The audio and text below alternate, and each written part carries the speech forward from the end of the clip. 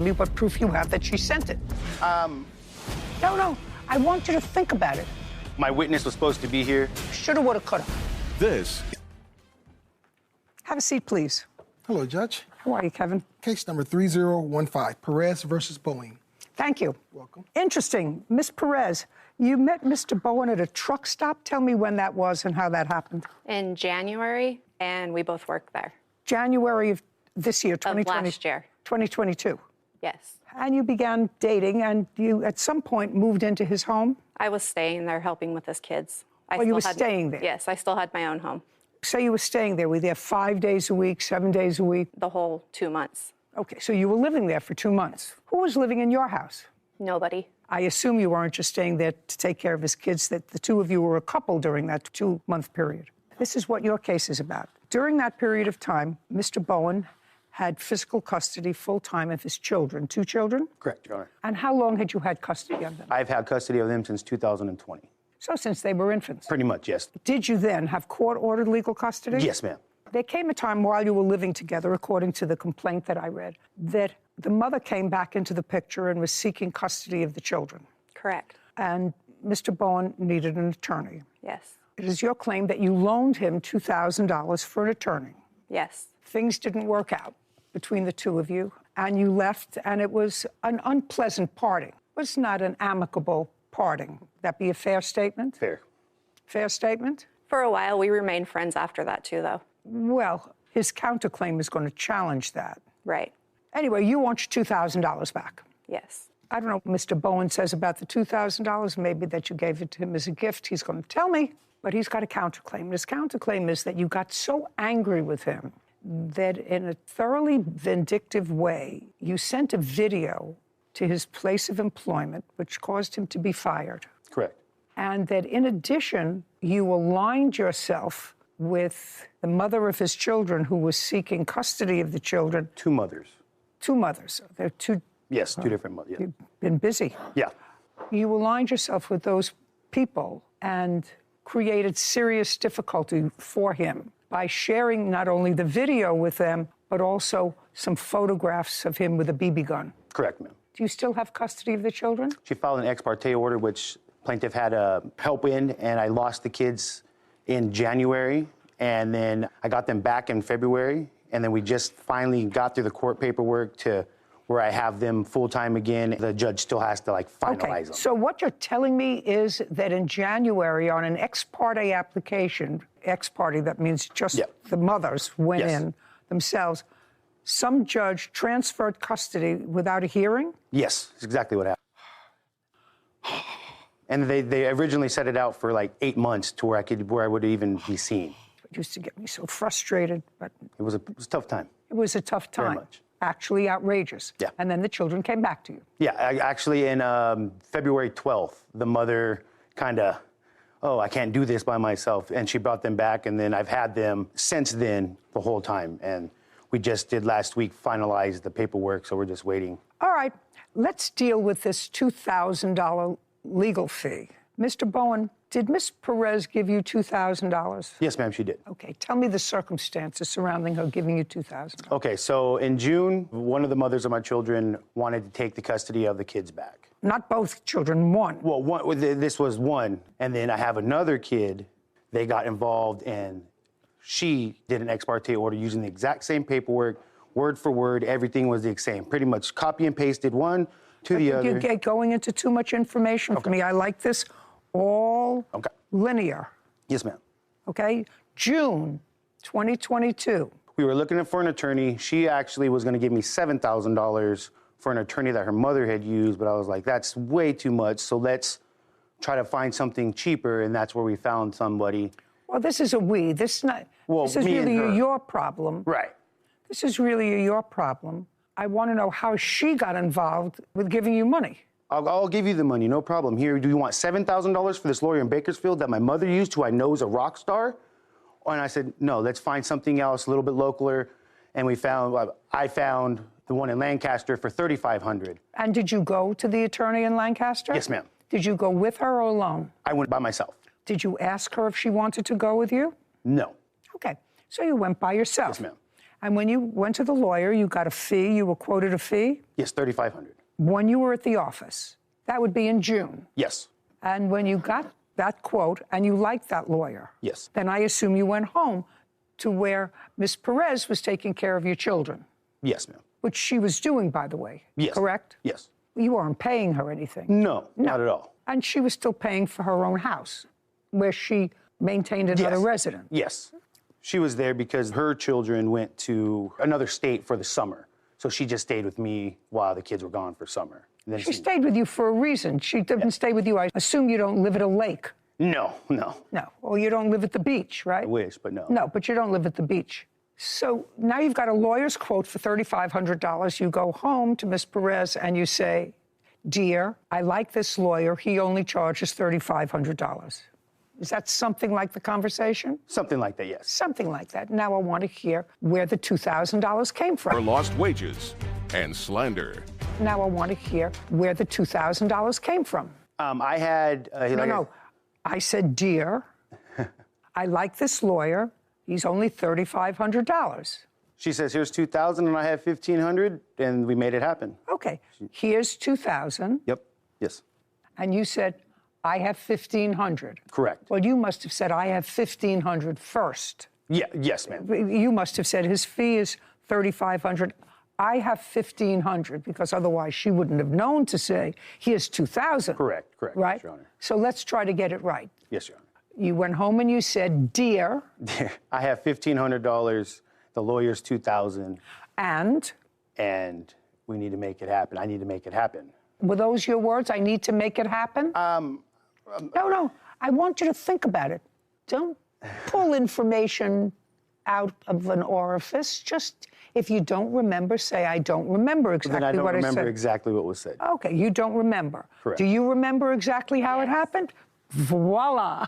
Love it. Okie dokie. Go. He needed $3,500, and I would only give him $2,000 because I didn't have any more. I want to hear the conversation. Okay, he said it was $35. I said that I could. No, he came home from the lawyer. Came home. And you must have said what happened or some. I want to He hear the actually had conversation. talked to them on the phone, and they quoted him that price. Okay. He needed the money to go over there. So Oh, that's a different story. Yes. You see, she remembers. Perfect. So he spoke to the lawyer on the phone. yes, Tell me. he said that it was $3,500.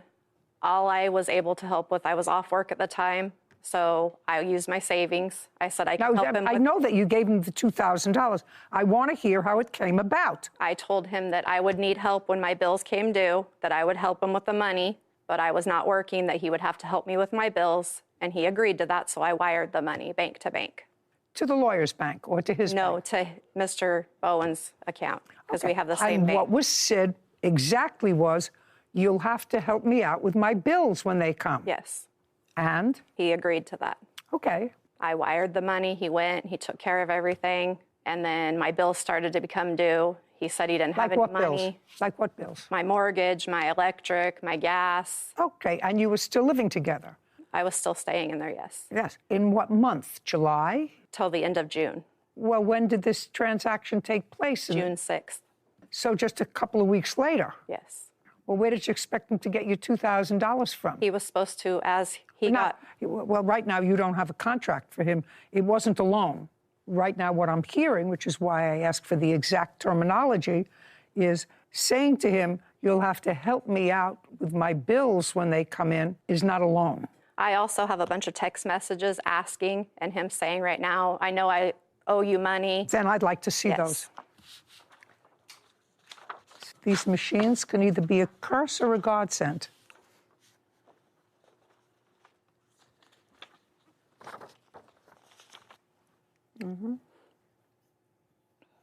Okay, yeah, it doesn't change my position that there has to be a clear contract if there's a loan. I'm borrowing this money, I will pay you back this amount of money, and according to what you told me, he acknowledges, yeah, I'll give you some money when I have it. That's as vague as, you have to help me out with my bills when they start to come in. And he says, sure, I'll help you out.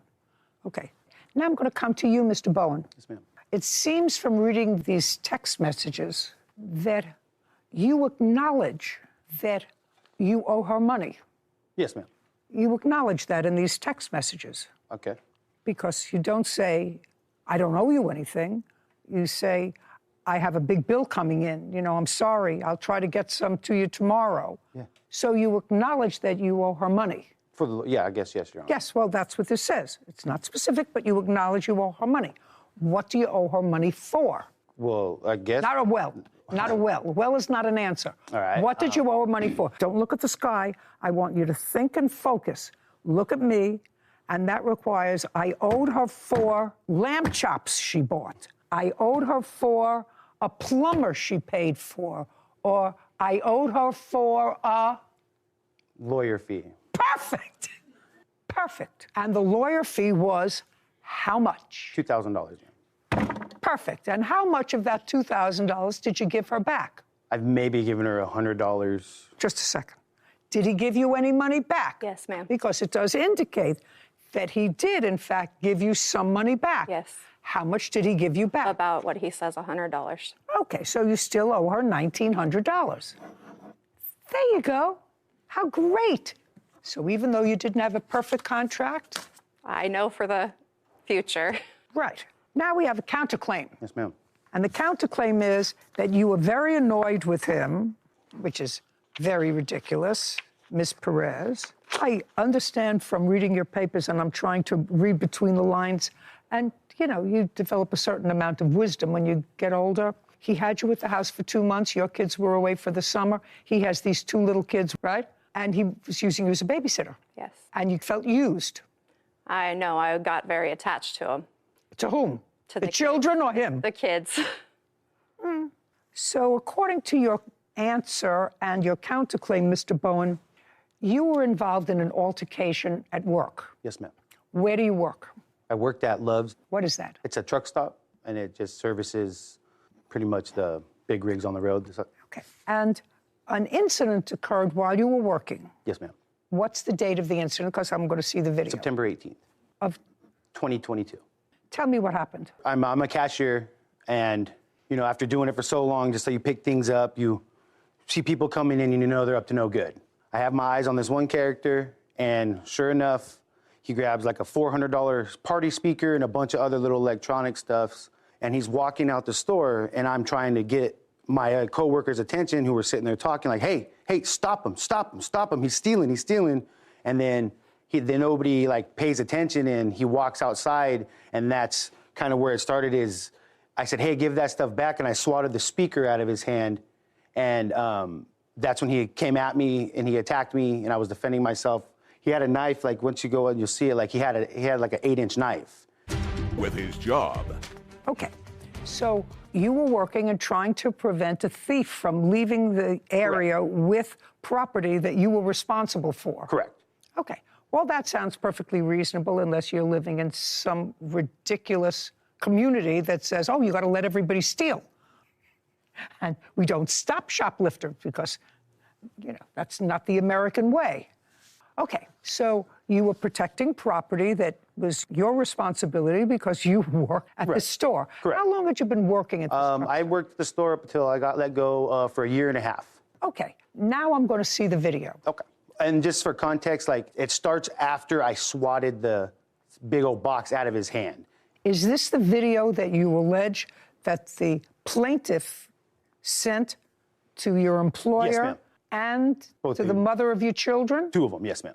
To 2 of the mothers of Yes. your children in order to assist them in their In their custody ex parte case. orders, yes. In their ex parte application. Yes.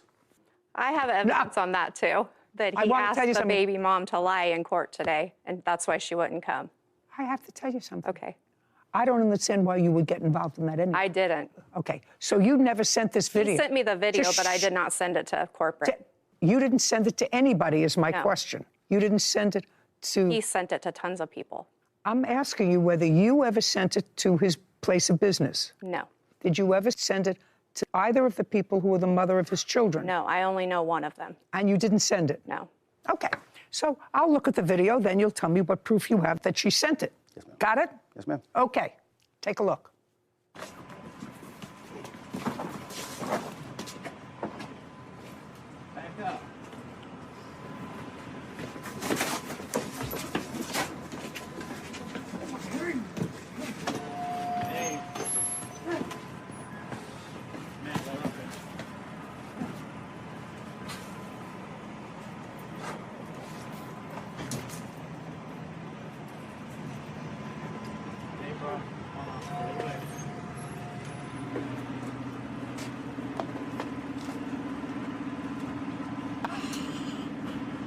punk. Is that you? My adrenaline was pumping, Your Honor. I apologize. What were you yelling At at? the camera, just at the camera, yeah. Why were you yelling at the camera? I turned around and seen it. I didn't even know the guy was recording it. Which guy? There's a random trucker. It's a random trucker. Who was recording it for what reason? I don't know. You don't know. I don't know. He just... Well, how did you get the recording? He sent it to one of the guys that used to work there as well, and then I got it from him. You sent it to one of the guys that used to work Yeah, at the that's truck on the stop. video. I'm not going to say his name, but he's in the video right there. Okay. So one of your coworkers. Yes, ma'am. And this guy who was there, the thief. Yes. Was clearly high on something. Yes. And then, like, if you back it up, you can... Okay. There's a smidgen where you see the knife. I get the picture. Please, I get the picture. Now, what I need is from you proof that she sent that video for whatever reason to your employer, and I need proof that the reason you were fired from your job was because of that video. Because me, I would give you a gold star and make you Employee of the Month. I would, if I owned the truck stop. So you understand what you have to prove to me? Yes. That she sent the video to your employer, and your employer fired you because of the video. Okay, so my proof on both, my witness was supposed to be here. Shoulda, woulda, coulda. Yeah, I was right. supposed to be 5'8", but I had a short car. Right, I understand that. But the witness that came with me, she bailed just like on everything else, so I don't have any proof of it. It was So just a sec. So the answer is you don't have any proof Correct. of that. Okay, well, that's easy. And what proof do you have that she sent that clip of a video or gave it to one of the mothers of your children Yes. in order to assist them in their custody dispute, which is not illegal, but would be nasty? I don't. So you don't? Don't, yeah. No. Well, your counterclaim then is dismissed. You understand that? Yeah. And you owe her $1,900. Okay. Judgment for the plaintiff. We're done. Thank you very much. Thank you. This court is adjourned. It was a gift while we were together, but as soon as we broke up, it was, oh, now I need my money. I've asked him for my money, and he refused to give me it. If you got the right person to make the team, it's good. But if you don't, and it's not a solid connection, it's not worth it. I'm a single mom. I don't have money just to hand out like that. Documents, get proof of everything. That's all I could say. So it's a new phenomenon, this sort of phones first approach to everything. Oh, you mean phones cell phones? eat first, phones watch the fight first, phones catch everything first. I think how the defendant put it, a random trucker just saw a fight break out, and first instinct is just get your phone out and take a video. And we've seen it in New York City on the subways. We see too many times people taking video and no one is helping do anything. So I felt bad for the defendant. As you said, you would have given him a gold star for what he did if you owned the truck stop. Opinions differ on that. Sarah, I'm still confused. If the owner of a business says, I don't want you to confront thieves because I don't want you to put your life at risk, Yes. and that's the reason. But if they're saying, I don't want you to confront thieves because I'm afraid that they're going to be picketing outside my stores because we confronted a thief and stopped a thief, that's a whole different thing. And I'm still not able to follow that mindset. I read something this week that in a very famous, huge chain, 2 employees followed the rules. They did not try to stop the thief who was walking out with hundreds of dollars worth of merchandise, but called the police. And the police stopped them, got them, and the 2 employees were fired. I used to say, when I worked in family court, that the first time a kid gets arrested, there has to be a consequence. You don't imprison a kid for 5 years if they've stolen a bicycle.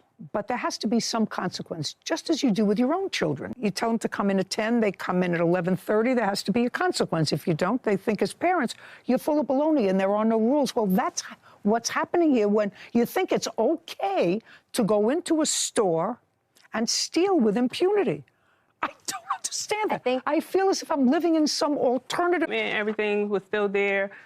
He was getting evicted, and I wanted the belongings back. I wanted the things to come back to me because they belonged to me, and that was the agreement. I have text messages. You stop paying everything. I have nothing. You hold the upper hand. When you leave, you won't have a problem bouncing back. You have your husband. I have Can nothing. I see just one or two of the texts? Yes. Yes, ma'am.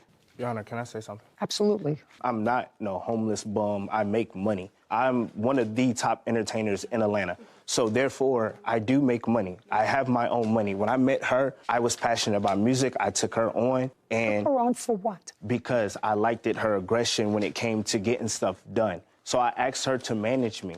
I had a job at the time. I had a place to lay my head at the time.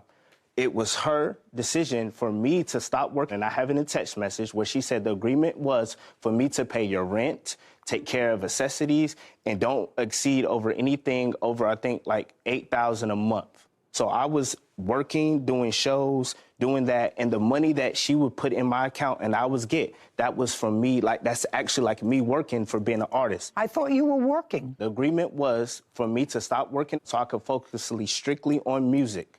Well, that's So good. You told me you were one of the top artists. Yes. So what'd you need her I'm money a top for? Entertainer. So I stopped dancing and I focused nothing on music, recording as an artist, singing. So therefore. So you stopped doing what you made money, and that's what you Yes. said. Yes. You stopped to focus on just singing. Yes, because I had the financial backing to do it. Mr. Alford, why do you think she was doing that, sir? She did it because it was lucrative. At first, it was business, like a business. Then I seen that she started taking interest in me. She never stayed at an apartment, none of that. So, yes, I overlooked the interest part, but we still had a plan. Let's get this music done. I'll get my money on the back end from the music, and that's how it was. That's exactly how it was for the long run. Then she started getting emotional. Whenever I go out, then the personal started coming in. I started backing up a little bit. Where did you get all this money to buy the dogs? It was from money I already had from dancing, my side money, and then money that she was giving me from working. I'm an artist. That's if I ask somebody to do something, I'm an artist, right? I actually have the whole picture, Mr. Alford. I have her whole picture, which is, you know, sad, a little bit desperate. And I have your picture. I have the whole picture. She's getting her dogs back. Can I see the email, please, that you referenced, Ms. Thornton? Yes. Other than that, I'm ready to move on to his counterclaim. You're getting the registration papers for your 2 dogs. Do you have a police report? Yep. I have my restraining order. I have an active restraining order. Was there a hearing on the restraining order? It's active. Answer this question. Stop looking because you can't concentrate on my question. With regard to the assault allegation against the defendant, which took place in December of 2022, Yes. according to you, Yes. if there is an active restraining order, there had to have been either a consent by him for the restraining order or a trial. Trial. There was a trial. Yes. Did you testify at the trial? I did. Just a second, you're looking at papers again. Yes, ma'am. Did he testify at the trial? He did. Did the court, after the hearing, Mr. Alford, issue a restraining order? Yes, they granted both. They told both of us to leave alone. No. So what you're saying is you filed for a restraining order too? Yes. No. You did? Yes. No. And then Okay. when she... Shh. Mr. Alford, pay attention. This was my bailiwick. This is my home territory. She files for a protective order. She's going to show me her application for a protective order. She's also going to show me the final order of protection. Yes. I want you to start looking for your application for your protective order and your final order of protection. I have my phone, please. Your phone? I don't want to see it in a phone. I want to see the order. Oh, my God. Protective order is what it says. What I don't have is a signed order by the judge. Okay, I'll give that to you. Just 1 second, Your Honor. May I please have, Mr. Alford, your application for a protective order, for your application where it says Donnie Alford against Amina Thornton, and your final protective order? No, so I didn't get a final protective order. Well, she did. Yeah. Okay. And the judge told us both to I don't leave each care. other alone. Don't tell me what the judge told you, sir. You're wasting my time. After the trial, the judge granted her a 6-month protective order. Yes, both of us. Well, yes, her, yes. Right. Right. Well, then I don't have to get into that. The judge already found that you assaulted her. Found the allegations, or some of the allegations that were true. Some.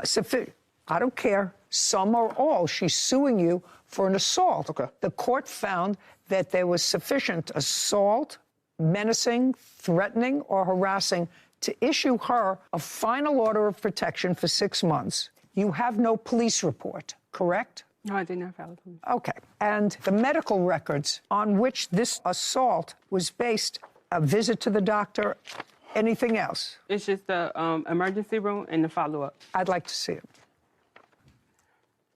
For what date is that? That's just a bill, Your Honor. I couldn't get the... I can go into My Healthy Vet. I had to go to the VA. This is a statement date. This was just this month. I know. Yeah, you just got this bill for this case. Okay, throw this away. Okay, now we're going to get to his counterclaim. Put all your papers away.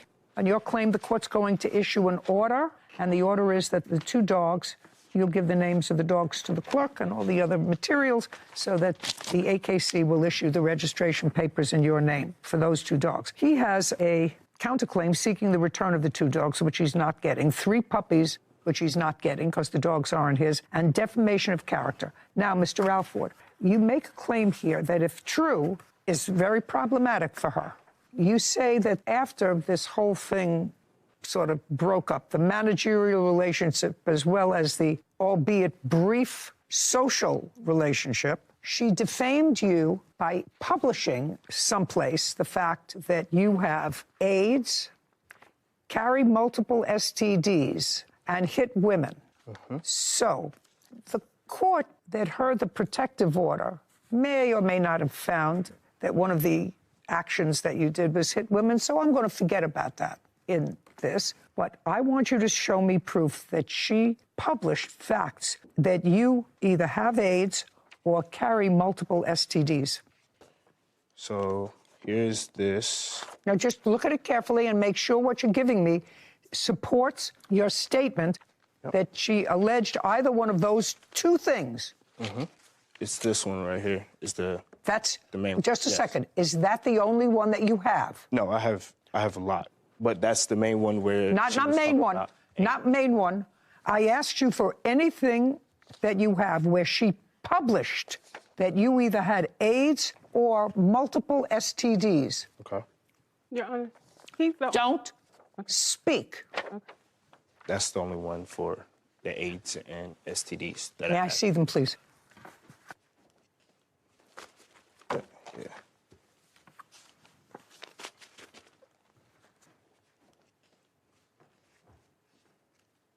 I don't understand this one, Sarah. You can sort of explain that to me. This is what I have. AKA, this is author Amina Thornton. I see something that's ascribed to her with her name on it. This doesn't say that you have either AIDS or STDs, sir. This says that you are a domestic violent abuser. She says that you forced her to have sex. Thief, womanizer, trash can trash. He is a deadbeat dad. Do you have 5 kids? He has 8 with 7 women. Okay.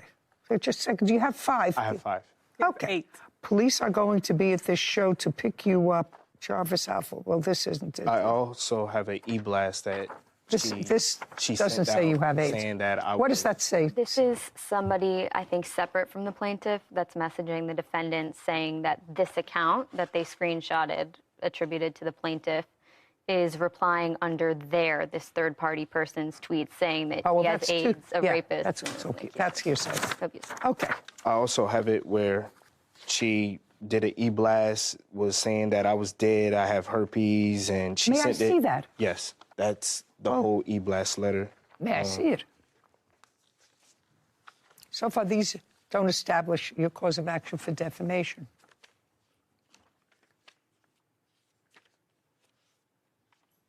Would you show this to the plaintiff, please? And my mom got that. She sent. Did you say, just a second, did you write that? No, I did not. Well, who does it say wrote it? It doesn't say I wrote it. What phone number does it say it comes Oh, from? this is my husband's number. And I have the text message right here where my husband has said, this is not my wife's phone. This is my phone. Ma'am, if you go on the affidavit or the protection order that you got stated from her, under there we have to list our numbers as contacts. You could verify that she has that number on that contact list. And me and my Maybe. husband live together. Yeah, maybe. Okay. May I have it, please? That's the text message that was sent to him in February. Where's your husband? Go find him. Shh. Listen to me. Whoever wrote this, you or your husband, it's nasty. It- It's nasty. right? It doesn't say that the defendant has AIDS. You can't accuse somebody of that just to be spiteful. You don't in this, but it's just a nasty, nasty email. And you say it was not authored by you. It was not. Could have been authored. He has sent my husband text messages saying that he has had sex with me, made love with me, all kind of stuff. Oh, you know what? Are you and your husband still together? I am. Can I say 24 years. 24 years. All right. It was a mistake. It was a very big one. Big mistake. A very big one. It was a very big mistake. Yes, the biggest mistake of my life. Yeah, very big mistake. Who are you living with now, Mr. Alford? I stay with my girlfriend. Is that your girlfriend? Yes. Okay. And what are you doing? I breed dogs. You breed dogs? Frenchies, yes. How many dogs do you have? We have 3, but we currently have 2 French bulldogs and about to get another one. I just feel sorry for all these dogs. It doesn't appear to me that it's really such a good hobby. I'm not the person she's trying to make me out to, and I hope that you allow me to show you that. Listen, Mr. Alford, I want you to clearly understand me. I'm not getting into extrinsic material, sir. She says you have 8 children. You say you had 5. If you have 5 children, and what you're saying is you spent thousands of dollars on dogs in the same time period where someone else is paying your rent so that you can develop your media career, how much money are you paying in child support, Mr. Alford? I paid $25 for one child. And I $25 or what? $25 a month for one child. A month, just a second. And then I pay $145 for another child. And that's only because... A month? Yes. A month. Well, I have to tell you something. Business, I do that. If I was a bum, she wouldn't have came to me and either gave me money to do what I had to do. I'm not that character. I'm not that guy. I take care of my responsibilities. I've been taking my responsibilities before I moved to Atlanta. You can't. Yes, sir. I can. On $25 a month, you're not supporting a child. I'm excellent. Don't speak. I want you to be quiet. This is his I career. don't want you to speak. Yes, ma'am. That's not the only thing I pay. I take care of my kids. Tell me what you... I take care of my kids. Just a second. How do you take care of your kids? I provide for them. How? If somebody needs something, then I do it. You mean like if they need a pair of sneakers? If anything, I go get my kids. I have 2 kids. I came to Georgia because my kids is in Georgia. Good. This is the ruling of the court. The ruling of the court is that we will notify AKC with regard to the... Nothing about the defamation of character or none of that. To the dogs. Sir. My girlfriend is a teacher. She sent a letter to the superintendent and threatened that, oh, well, you have a rapist in the house, and sent letters and pictures, nude pictures to my mom, posted on internet. Like, I'm... Just a second. Did you post nude pictures? Put it down. Put your thing down. This is Did you put stuff I bought for his kid. Do you understand me? Yes, ma'am. Now you're being annoying. Did you post nude pictures of him on the internet? No, Your Honor, he has an OnlyFans account. I'm dismissing your case the next time you say a word. Do you understand? This I'm going to dismiss your case. You'll be without the registration for the puppies. Do you understand? This is where she sent people the text message, and you can see it has a little nudity in it, but I didn't want to make it big, obviously, because we're in the courtroom. But you can see where I'm naked in here. She sent my military ID to people. It's been like this. And then I have text message where I tell her to leave me alone. And all she does is say, oh, not until I get my dog papers, not until this happens, not until that. You wanted an enemy. I have all of this. He's never been in the military. Do you understand what I said? I'm going to dismiss your case the next time you say a word. I don't understand, man. Just a second. The next time you say a word, I'm going to dismiss your case. Do you understand? Yes, ma'am. Good. Mr. Alford, what you're claiming, sir, and I'm going to do this very quickly, what you're claiming, and I can imagine that this is a course of conduct that... What do you want? I don't want anything. Then take the finger down. I understand, Mr. Alford, that if what you're saying is that she's embarked upon a campaign to harass and embarrass you, look at me, Mr. Alford, what precipitated that? What precipitated this campaign of harassment? Because now you know how to go to court to get a protective order. Did you ever bring these allegations to the judge who heard the application for a protective order? That's either a yes or a no. There is an open case that I can't discuss, but she has been locked up because she has came to my home and assaulted me and stuff like that and destroyed property. But So, just a second. So, when you say there's an open case, where is that open case? Fulton County.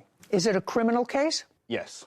On what date was she arrested? I don't know the exact date. Do you know on what month and day and date you were arrested? April 12th of 2022. My God, you people. Was the issue with her the papers for the dogs? No. What was the issue? Because I think you said that before. She wanted the papers for the dogs. The issue is that she wanted something from me and didn't get that. You know, because if it was the situation with just the dogs or anything, then she would have been left me alone. If I harassed her, if I raped her, Okay. if I did all this stuff to her, why is she still coming to me? I'm not coming to her. It's been a whole year of being harassed. Your kids get involved. I didn't even know the dog had puppies. I don't follow her. She's sending me pictures of I got the dogs have puppies, woo, woo. Well, like all of this. I'm going to explain something to you, Mr. Alford. You know, I could be wrong. I was last wrong in about 1947. I remember I ordered the wrong flavor ice cream from the Good Humor Man. You each wanted something different from this relationship. That's crystal clear to me. Whatever her motivation was, clearly was not your motivation. And eventually, the realization was, how old are you? I'm 35. How old are you? 46. Okay? 46 doesn't go into 35. I learned that. 35 goes into 46. Okay? So eventually, it didn't pan out, and there's lots of bad feelings. Going into a business with Frenchies, I actually just feel sorry for the dogs. But if there was any irritant, Mr. Alford, any irritant whatsoever that involved the registration papers for the dogs, you should have let her have them. No. Because this is not a question, this is now a ruling. You should have let her have them because a woman scorned will do nothing short of getting even. Men are just happy to walk away. A woman scorned is a whole different thing. And what I'm telling you, sir, if the one irritant was giving her the papers for the dog, which there is no way you paid for these dogs. I did. A penny. No way you paid for these dogs. You weren't even paying your own rent. Anyway, the ruling of the court is you get the registration papers for the dogs. Everything else is dismissed. We're done. This court is adjourned.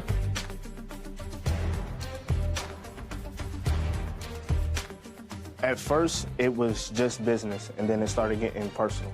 The main thing was my dogs. They are my family. I had stuff tied to the dogs and business, and she had stuff tied to the dog, and we both didn't want to lose anything. He chose to live on lies. It's hard to see him go, but it's even more hard that I'm still out here as this bad guy. And if you're living on lies, then truth is never going to prevail. You know, be careful about who you work with. The time he assaulted me, that's when we fell out and it became an issue. I feel sorry for the dogs because that's what she's going to do. She's going to breed them and throw them in the trash, like she said. I love my dogs. My kids love my dogs. And we take care of them. I don't think anyone with that type of financial picture should be able to spend $3,500 per dog on Frenchies to take up a new breeding hobby, which, as we've seen, is not a hobby. That is a business, a profession that requires an immense amount of specialized knowledge. And care. And care. Especially and time. for that breed. Especially for that breed. People should really not take on as a side hustle breeding whatever dog there is of the month. It's not fair. It's not a fad. It's not a fad. You know, I can't even imagine the living conditions of the 5 dogs that the plaintiff has and the 5 puppies and the 3 that he now has with the new girlfriend. Find it your business. What do you do? For a living, I am a customer service representative. From whom did you purchase these 2 dogs that you had? One Ghost that was 1.5 years old. I assume that that's a male. Yes. He was purchased from a breeder in Pontiac, Michigan. When he was a puppy? Yes. And the second dog that you got was a female, and you intended, I assume, to breed those 2 dogs? Yes. And that was a 13-week-old French bulldog? Correct. That you got from where? From a local breeder who's been breeding Frenchies for 30 years in my city, Muskegon, Michigan. This is what your complaint, I'm reading it. I'm sort of wide-eyed reading it. You got 2 dogs, the puppy you got in February. You let the dogs out to use a potty break. The property that you let them out on is not fenced. The puppy was 13 weeks old. You let a 13-week-old puppy out with a dog that was probably used to going in and out. You let that 13-week-old puppy out alone, and you claim that the defendant stole the puppy. That's your claim. Yes. So my first question to you is, why in the world would you let a 13-week-old puppy out in an unfenced area? Why? What were you thinking? I was just letting her out to use the bathroom. This is something that I normally do. No, you don't. You just got this puppy. She was 13 weeks old. Well, I've had the 13-month-old dog for over a year. Well, that I understand. I mean, that's also foolish. But I understand if you've had the dog for over a year and you've trained the dog to come home, that it knows where to come, but not the puppy. What were you thinking about? That the older dog would discuss with the younger dog not to run off, but to use potty and then run back into the house? I don't understand what you were thinking. I mean, I've had dogs all my life. 13-week-old puppies, they don't know where they're going. Anyway, you let the dog out on what date? February the 27th. What time? Around 2 o'clock. And what time did you realize that the little girl was missing? Not even 15 minutes later. So what did you do? I quickly put on my shoes and I started walking down the street calling the dog's name. And? I didn't see him. And? I see a neighbor who's behind an abandoned house that's on the corner, and I asked him had he seen my puppy. You cannot tell me what anybody said to you. Okay, so I'm just asking around. They started telling me. You can't tell me what anybody told you, madam. Okay. Is this a witness who saw something, or is this just somebody here to keep you company while you're here? She's a witness. Tell me your name. Lana Carson. Miss Carson, do you live on the same block? I do not. What are you a witness to? I'm an animal control officer for our county. That afternoon on the 27th, I was scheduled for various welfare checks for animals. One of the calls that I had to go by the area. So as I was coming down the road, on the left-hand side, there was a house that must have had a recent fire or something, and there were several people that were standing out in the house. So it caught my attention. Right where that house was on the corner, we had to make a left-hand turn to get to the address that we were going to. Not her address? Not her address. My call was unrelated. As I came around the corner, there were two French bulldogs that were in this front yard. One was like a tan and white. It was an older, bigger dog. And then the other one was a small tan puppy. Two dogs were running loose, so it, of course, caught my attention. I am the dog catcher. So as the dogs were in this yard, I just kind of kept an eye on. Because there were no fences there. In this particular yard, there was a fence, but there was an opening. And there was a lady that was in the yard, and she bent down and picked up the small tan puppy and was holding the puppy, but the other dog, the bigger dog, got through a hole that was in the fence. It was an open gate. So I immediately rolled down the window and said, "Do you need help with this? Do you want me to grab the dog?" And the gal who was holding the tan puppy said, "No, he's got it." And I said, "Okay." Now, at this time, I'm in an unmarked vehicle because we were on welfare checks. When she said, "No, he's got it," did you see any male there? There was a male that was standing in the driveway of this house. So I did see somebody. And so when she said, "No, he's got it," I was assuming it was the gentleman because I did see somebody in that driveway. She was still holding the tan puppy. The adult dog then ran another house down. I'm like, okay, I didn't see anybody coming around the corner. She was standing there holding that tan puppy. I asked again, "Are you sure you don't want me to grab this dog?" And she once again said, "No, he's got it." Then I started getting a little, frustrated because this dog is still making its way down the block. Down the block, untethered? Untethered. And unaccompanied. Correct. So another house down, the dog kind of jettied back behind a yellow house. And one last time, because I made a comment to my coworker who was riding with me that day, I said, well, chances are we're going to be getting a call for a lost Frenchie that day. So at that time, when I saw the dog go behind this house, again, I hollered back. I said, "That dog is down here," and then that was it.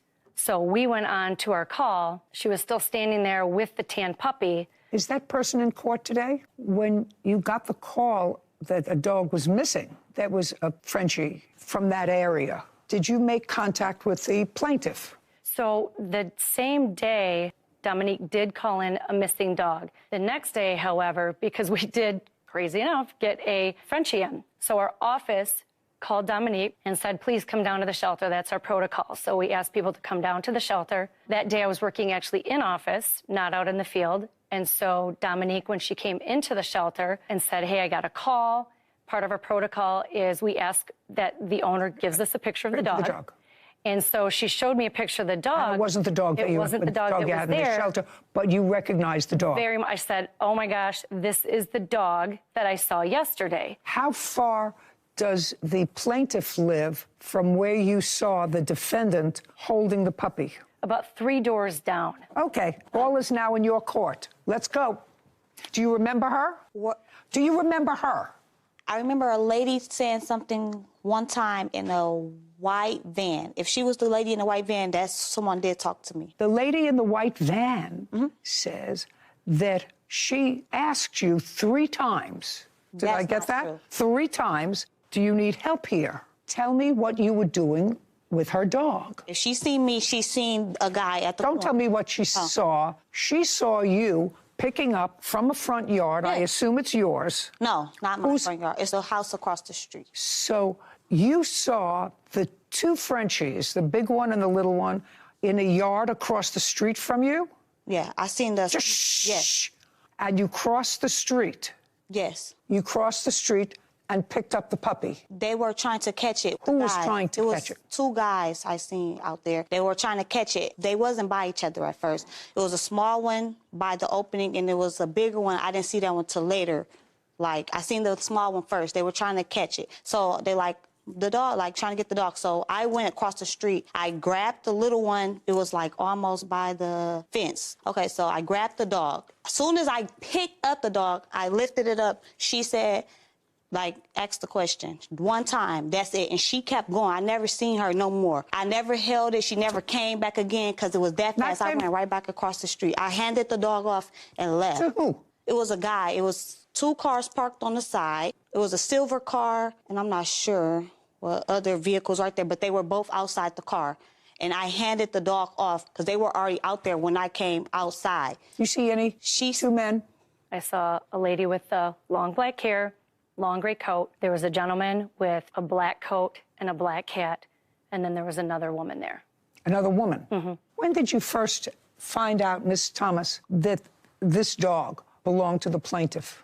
The next day. Tell me how you found out. The police officer came and asked me, have I seen these dogs? He was going around house to house. And I said, yes, I seen them yesterday. And I told them I handed it off to a male. And you didn't say anything to him, didn't have an exchange of conversation?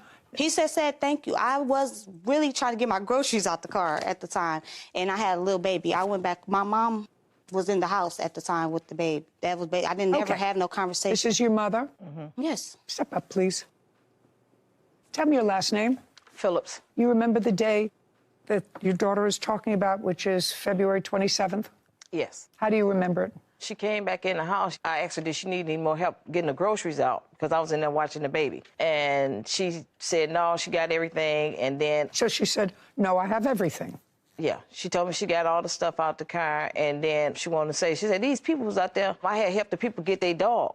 I thought she was being a good Samaritan. I didn't know this was going to take effect like this. I thought she was just being a good Samaritan, and that was it. Do you have any dogs? No. Does your daughter have any dogs? No. Did the 2 of you live together? No. When had you arrived at her house that day? I know it was in the daytime. It was kind of early when I got over there. I usually go to work, come home. Not usually. I want you to tell me what time you got there. You remember everything about that day. It had been probably about 12. You got there at 12? About 12. And what time did she leave for the grocery? Probably about an hour and a half of me being there, about an hour and a half. So she left about 1:30? Probably about 1, because she was back. She didn't get a lot of stuff. Probably about 1. And what time did she return? She wasn't gone real long, about 45 minutes probably. So she was back by 2 o'clock? Yeah. And what time did you see the defendant with the puppy? Probably shortly before 2 o'clock. Miss Carson, you've heard Miss Thomas say that when she came home from grocery shopping, she saw these 2 dogs across the street. One of them was a small puppy. She went over and picked up the small puppy. She believed that these 2 men, she said 2 men. You said you saw a man and a woman, and the dog belonged to them.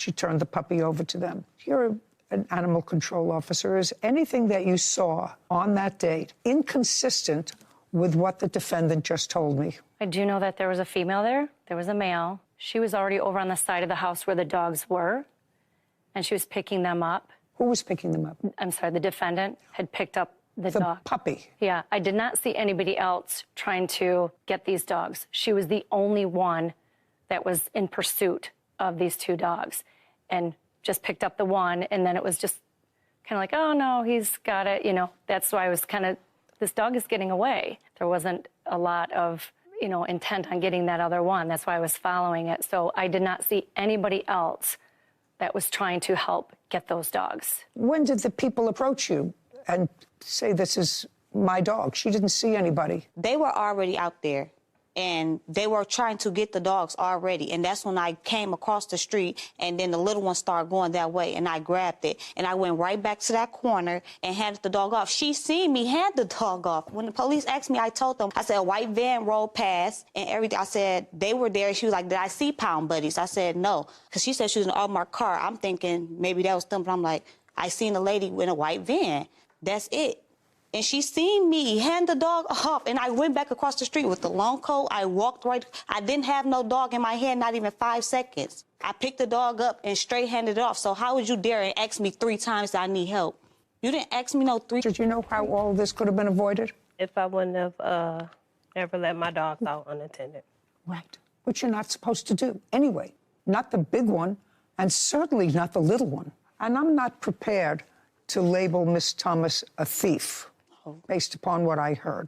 I'm just not prepared to do that. I think that there could be a scenario where that happened. But even based upon your witness's testimony, I'm not prepared to do that, to label her a thief. So what other evidence do you have to show me that she was a conspirator in waiting for you to let your dogs outside and stealing the puppy? I'm not saying that she was a conspirator to waiting. I certainly left the opportunity open. I have a big sorry yard. I'm a renter. Me and my landlord have went back and forth many a times. Has nothing to do with your landlord. It has only to do with you. It has only to do with you. That's what leashes are for. I understand. And so with that being said, I have a police report. I'd like to see it.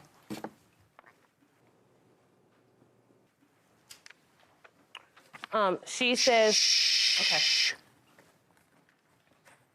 On the 28th of February, Dominic stated that a French bulldog was stolen from the side yard of her residence. She was told that a taller black male came into the yard and took her dog. She stated that the male subject was wearing a red coat with a white hat.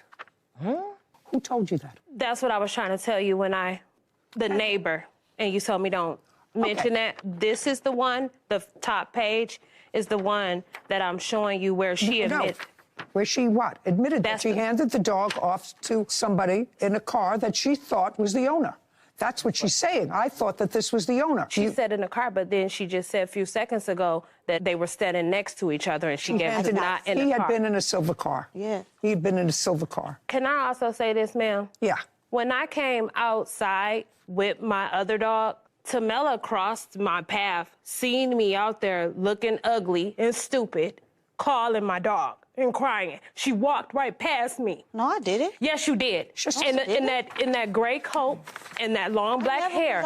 She's so pretty. I didn't think she cared about my dogs. So I didn't say anything, and I'm screaming and yelling. Why, as a good Samaritan, she didn't say, hey, it was that same day. She didn't say, hey, what are you looking for? She walked literally past me with my white dog standing next to me, and I had him on a leash at that time because we were both out looking for a Penelope. She saw me walking and calling my dog. And that's how I knew who she was talking about when I called the Pound Buddy, because she described a neighbor told you. A neighbor told you. The neighbor and I'm sorry. A neighbor.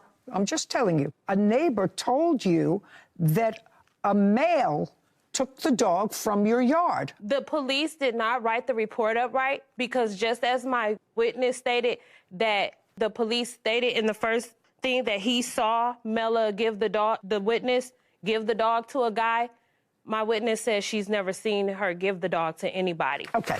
I am not prepared to say that the defendant stole your dog. Okay. I'm prepared to say that you were a very bad caretaker of a 13-week-old puppy. Okay. And that you have to bear that burden. There is a slim possibility that the defendant may have been involved in stealing your puppy. I somehow doubt it. The only thing that I know for certain is that you let a 13-week-old puppy out unattended. Forget about the year-and-a-half-old puppy. I would never let my 2-year-old puppy out alone and unattended in an unfenced yard. So those are the consequences that you accept. Even if you have a fenced yard with a 13-week-old puppy, I don't know whether I would let a 13-week-old puppy out. They dig holes. And you also have to be afraid of somebody stealing, because what you said is somebody stole your puppy, right? I lost my dog, and I was honest about that when I made my police report. And this is why I did leave him out attended, because I work from home, and I only had a 15-minute break. I went to the bathroom and came back out. By the time I got back to my computer desk to get back on after my 15 break, it had only been 20 minutes after, so I was only 5 minutes late after I had already did all the searching and everything. That's why I don't know how come I didn't see. I don't know either. All you know for sure is that you let a 13-week-old puppy out alone. Okay. It's like letting a 6-month-old baby who's just learning to crawl. Go out, let's keep our fingers crossed that you come back. It's not about you. It's about the dog. And I would think twice about breeding dogs, because if you're very busy with your other business, this is not a hobby. Breeding dogs is a skilled art form that people should be educated about. And this is about the third case that I've had involving this adorable breed of dog, French bulldogs, that everybody thinks now is sort of a sport to raise. It's not a sport. And that's what I know. Good. Your case is dismissed. This court is adjourned. I don't think that I did any wrong by letting my dogs go out to use the bathroom. I don't steal dogs. Honestly, these are like my children. I'm happy with the decision she made. I made flyers and everything. She saw me calling my dog. The dogs are running loose. I actually love animals. I love my dogs. Why would I steal your dogs? And I certainly just wouldn't leave her unattended like that for no reason and stuff like that. Hope she finds her dog. She just admitted in there that she picked up the dog. That was true. It was in my hands, but I handed it off to the guy who was out there who claimed that that was his dog. Just want my dog back. It wasn't even about the money. I seen posters and everything. I'm not just a breeder. I care about my dogs. I don't have it, so. In this court and in most civil cases, the burden of proof is more evidence than not. And I really believe that before you label someone as a thief, you have to be pretty secure, pretty confident that their story is not possible. Yeah. Because there was some evidence that she had possession of the dog for a period of time, but then she gave a perfectly plausible, to me, explanation. When you asked for that additional proof, I thought we were going to see a social media post after the fact with the defendant with the dog, you know, something that indicated that she had possession of the dog post this point of the time in which it was. And you called her and told her that it needed this and it needed that, and she said to you, give the car back to me. Thank you. Chip, don't speak. She said to you, give the car back to me. And you said, I'm not giving it back to you. I've already put money in the car. Don't speak. I've already put money in the car. I've put in, whatever, tires. I put in alignment. I put in $800 in the car. She said, I'll give you back that money. Yes. Chip, don't speak. Don't speak. I'll give you back that money less the time that you had and drove the car. You have emails to prove that? I have lots of Just a second. Yes. I'd like to take a look at it. Yes. Don't speak. Here go another one. Don't speak. Now. Here go another one. Sir, stand up. This is very important. You look at me. Put down the papers. Is the Saturn parked in front of your house? Look, don't look over there. Look here. I'm looking. That's either a yes or a no. That's not hard. Is the Saturn parked in front of your house or on the side of your house or in the driveway? No, ma'am. Where is it? It is currently in I want to say junkyard, because when I drove the Saturn, it broke down on me when we finally got it back. Just a second. You got it back. We're going to get to that in a second. That's another part of the lawsuit. You got it back because you were driving it. Let's get this clear. After it was registered, you were driving it to work. Yes. And one day you drove it to work and she repossessed the car. And the police were called. Yes. Police came for whatever reason. I get into that maybe later. They gave you back the car. Yes. Yes. And you continued to drive the car to work in October. Yes. October. Don't shake your head. If you shake your head, I'm just going to dismiss your case. Okay, I'm sorry. Do you understand? You drove the car in October. We are now in March of 2024. You drove the car to work through the end of the time you were working for this company. That's a yes or a no. No, ma'am. What car did you drive? The Chevy Impala. Where did you get the Chevy Impala from? The day that I called, on October 3rd, I called my mother and asked her, did she come get the car for my job? She said no. And I said the car wasn't there, and I found glass on the parking lot where I parked the car. How do you get the Impala, is my question. The way I got the car is because when I called my mom, she called her, and she came and got me from work in the white Impala. The plaintiff? Yes, ma'am. Came and got you in the white Impala, and? She took me home, and I was told that they had an agreement that I could use the white Impala for a while to drive back and forth to work. Just to use? Yes, ma'am. And where was the Saturn? I do not know. Where the Saturn was, I do not know. When the police brought it back from her house after she repossessed it, where was it? This is all going to be reasonable for me. Because the reason why I do not know is because I was not at home for a period of time. So where were you? I was either going downtown or I was at some of my friends' house. Sit down. Sit down. You're useless. You're useless. Yes. But it all becomes clear. Did you let him use the Impala to go to work at any time? The first week before we even talked about the Saturn, I did because she was supposed to be my friend. I let her borrow my Impala for a week. And then she came and talked to me because I told her that Impala is my son's car. He was 16. I said, well, you can't keep this car. You can get this one. She said, well, I'll take this one. So the Apollo, but I never was Just a second. He drove the Impala for a while to work. Maybe 3 days. I let him borrow it for like 3 days. But that was way before this happened. When did you repossess the car? October the 3rd. Okay. By October the 3rd, she has given you no money. Is that correct? No money at all. No money. And she can't prove she gave you any money. No. Okay, no money at all. No. And she can't prove she gave you any money. No. You repossessed the car. I did. After you repossessed the car, the defendant knew that you would repossess the car. Don't speak. Yes. And she called the police and reported it stolen. Is that correct? Yes. Yep. Is that correct? We have a police report. I want you to, just a second. Part of it is. You called the police. Part of it is. Just a second. You called the police, reported the car stolen, and you said to them, I think I know who stole it. That part is. Yes, well, then that just part say, is, but everything that she is saying is not true. I'm not talking about what she's saying. I'm talking about what I'm saying. You went with the police to get the car. Yes. Did you tell the police that there had been a sale of the car? Yes, ma'am. Now, you knew that the car wasn't stolen. You knew that the car was repossessed because you didn't pay any money for it. In any event, the plaintiff was arrested for felony auto theft. That's not true, though. But Can I see? She's manipulating everything. No. Can I What was said?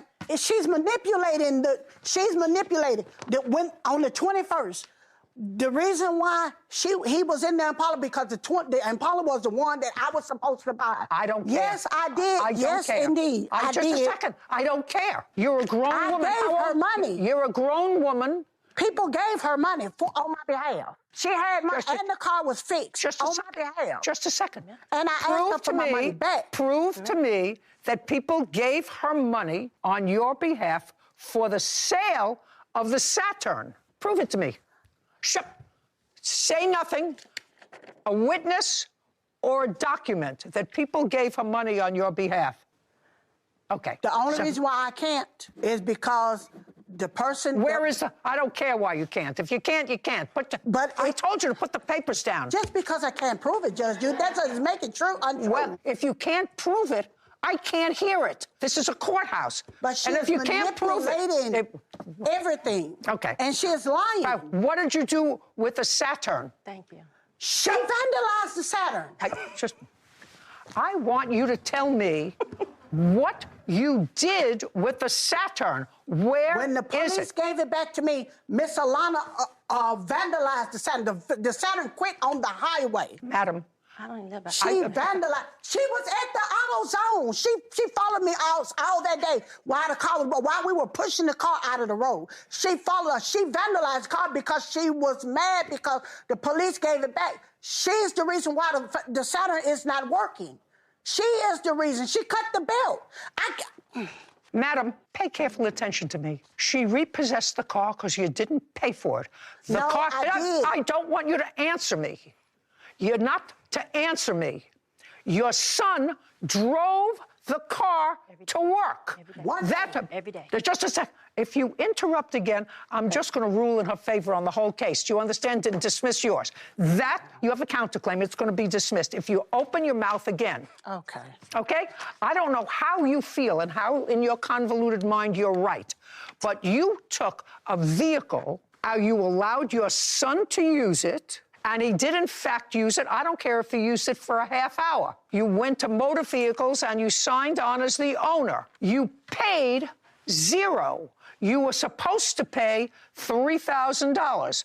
What happened was there was more work that had to be done on the car than you had anticipated. And you wanted to reduce the price. It's not a new story. I had to put in so much money, and therefore I want a reduction in what we agreed on, which was $3,000. And she said, give me the car back. She did offer to give you the car back because you responded to it. You didn't give her the car back. You didn't pay her any money. She repossessed it from where he had driven it to work. And if you don't know where the car is now, she's entitled to her $3,000. That's so far. Vandalized that car. I don't care if she put it in a bubblegum machine and it came out looking like Daffy Duck. I did. You hadn't paid a penny for it. Yes, I did. No, don't say it. Prove it. Prove that you paid any money for the car. Even your texts don't say that you paid any money for the car. Amen. Okay, now let's move on to the next cause of action, because originally I was just going to throw it out, but I see that I'm dealing with somebody as thick as a wall. Can I see the police report, please, where you were arrested for grand theft? I wasn't arrested. Good, then you have no claim. No, I do. Just a second. I'm sorry. Let me see the police report. I'm sorry. They did come after me. Don't speak. Okay. Police told you if you didn't return the car, they would arrest you and take you to jail for auto theft. So you returned the car. Yes, but... That's a yes. I did return the car. Good. But they did still come after me because I asked him, I said, I'd never been in jail before. So I said, call the sergeant or something because I'm not going to jail for something I didn't do. Just a second, you returned the car. I did, but... And you didn't go to jail. They sent it to the prosecutor's office. They came after me. Just a second. The grand theft auto. Just a second. Just a second. What happened to the case? You returned the car that day. You went into your house. Police were there. They took the car back from your house. Right. Okay, and you went back into your house. Right. And then you got something in the mail. Yes, in January, I think. Yes, I did. I did. May I see that? That's just the police. Don't speak. Okay, I'm sorry. Oh, just a second. You pled guilty. No, I did not. That's what it says. No, I didn't. Okay, but no, I have the dismissal letter because I showed her all the proof. I did go before the prosecutor, and when I showed all the proof, she said that she'll rethink it, and then she dismissed everything. I didn't plead guilty to that. Okay, so the case was closed, and the case was closed in January of 2024. Were you contacted between the time that the car was picked up at her house and January of 2024 by the police? Yes, ma'am. When? I got something in the mail. I don't remember the date. But when I got it in the mail and I saw that she was facing charges. Now, just a second. What did you do with the document? Did it say, do you want to pursue the charges or do you want to drop the case? I said that Miss Alana... Cash payments towards the car and owes her nothing. You said you didn't want to pursue the case. No, I did not. I didn't want to pursue the case. Okay. And do you have any evidence to the contrary? Is not an answer. Do you have any evidence to the contrary? But on her countersuit, she sent papers. Very good.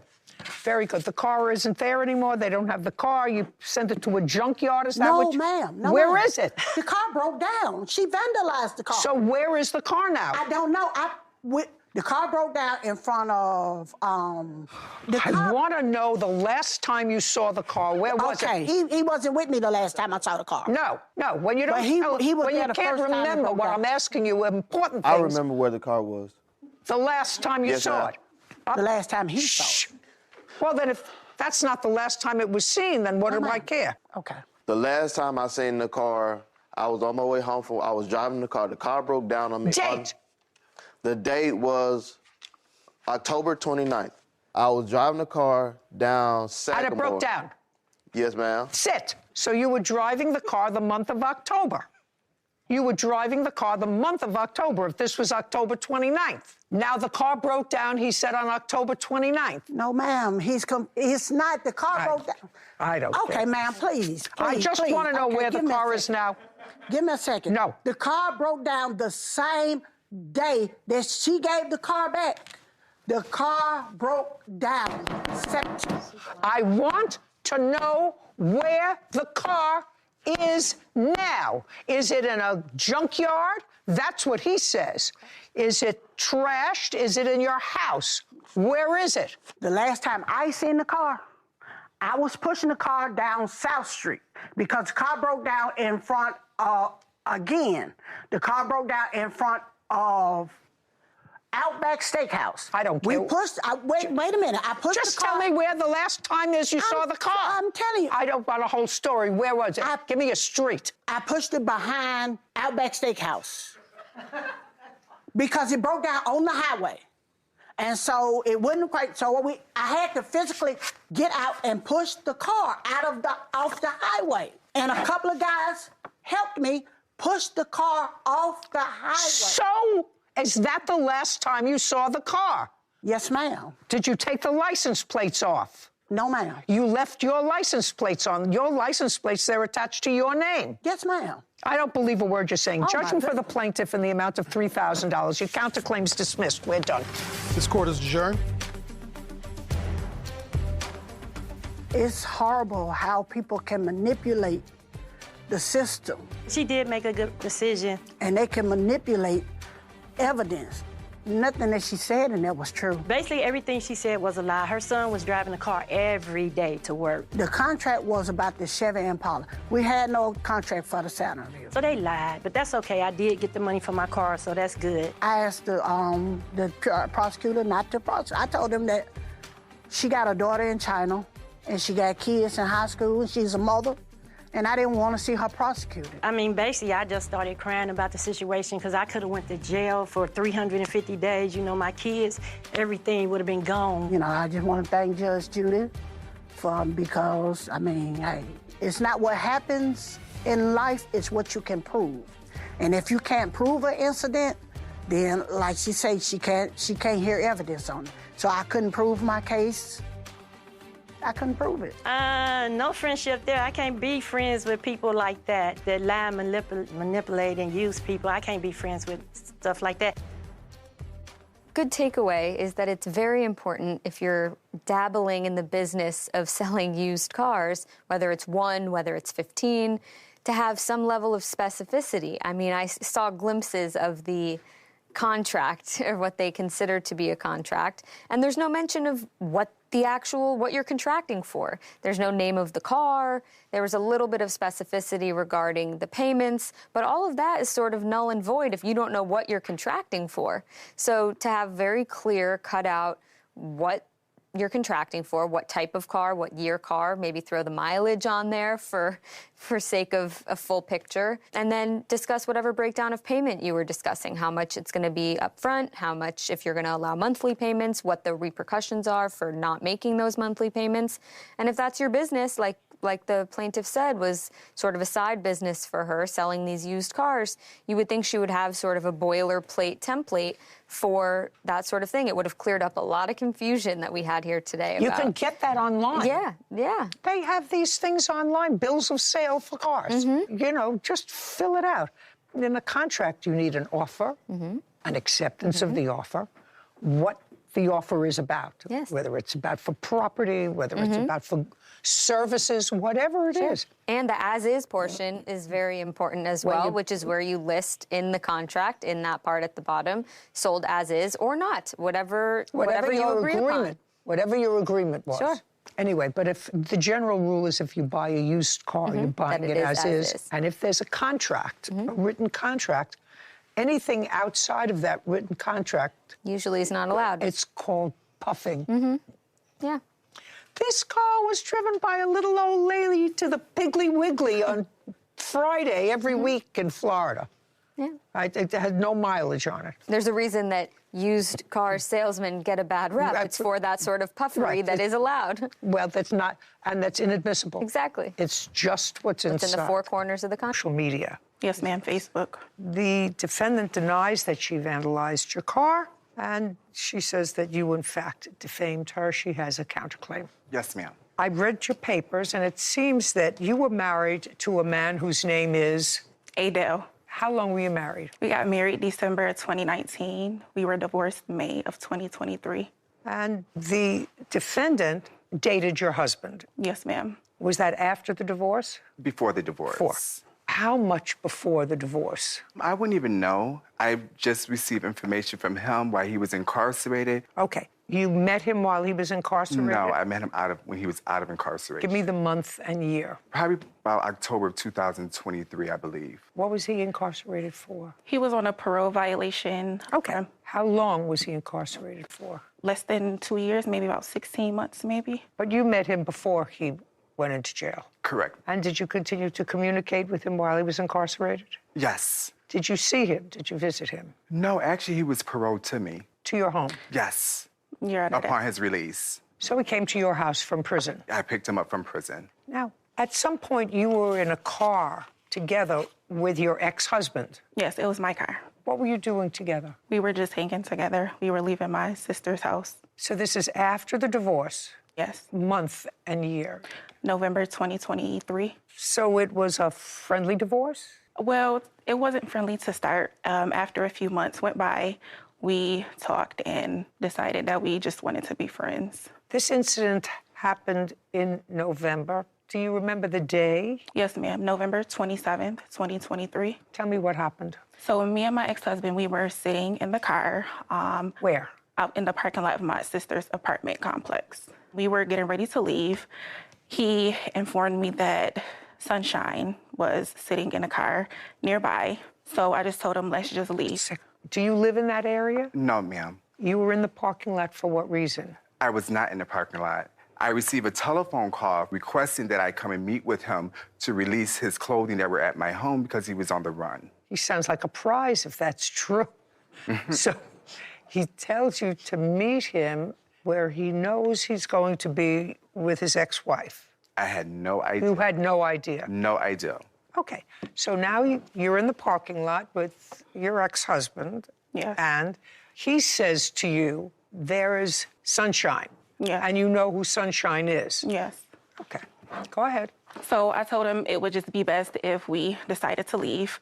Because you were no longer together, is that right? No, we were together. We're on the run. Where he was paroled to at my house, he can't come there because police and parole were looking for him. What were they looking for him for? He got released from incarceration October 18th. Approximately a week later, he absconded from parole. How do you do that? You mean he didn't report to his parole officer? I contact parole, letting them know that he was not at home where he's supposed to be at home. Okay, so he was paroled to you and he left your house? Yes. Got it. How many hours or days had he been gone when you contacted his parole officer? Approximately about a week. So you didn't know where he was. Did you know where he was? Yes, I did. Where was he? He was with me and with other people as well. You mean with other ladies? I assume so. You assume so. Okay. So when you called the parole officer to advise him that he was no longer with you, You weren't worried for his safety. I was absolutely worried about his safety, and I gave him multiple chances of, please return back home. I spoke with parole. Parole is willing to give you an additional chance as long as you come back home and contact them, let them know that you're here. He would tell me multiple times that, yes, he will come and return back. And as I continue to ask him, like, where are you at? What's going on? It's after 9 o'clock. You need to be here. And he tells me, well, I'll be there, and never shows up. I got it. Okay, so now you see her in the parking lot. Yes. This prize package, by the way, where is he now? Incarcerated. Ah, good. Well, he'll be able to watch me from the rec room. He now called her and told her to meet him and bring him clothes to where he was going to be with you. Did you know that he had called her? I didn't. No. And when you saw her, you were driving? No, car. He was driving. He was driving your car? Yes. With no license. Don't shout out. That's the least of his troubles. Right. Right? Right. He's got you, the parole board, and the entire penitentiary system to worry about. Having no driver's license is really the least of his problems. And? As we were leaving, Sunshine began chasing us. So once I noticed that she were chasing us, I told him, let's go to the police station. That's not true. We were... No. Just shh. As we were driving, we were stopped at a red light, and Sunshine got out of her car and tried to punch the passenger side of my window car. And I have a video of that as well. I can show you that. And we continued to drive until we reached the police station. Okay, and you say that's not true? That's not true. Okay, so I'd like to see that video. Babe, back up. Babe, go, babe. Your Honor, the reason... Shh.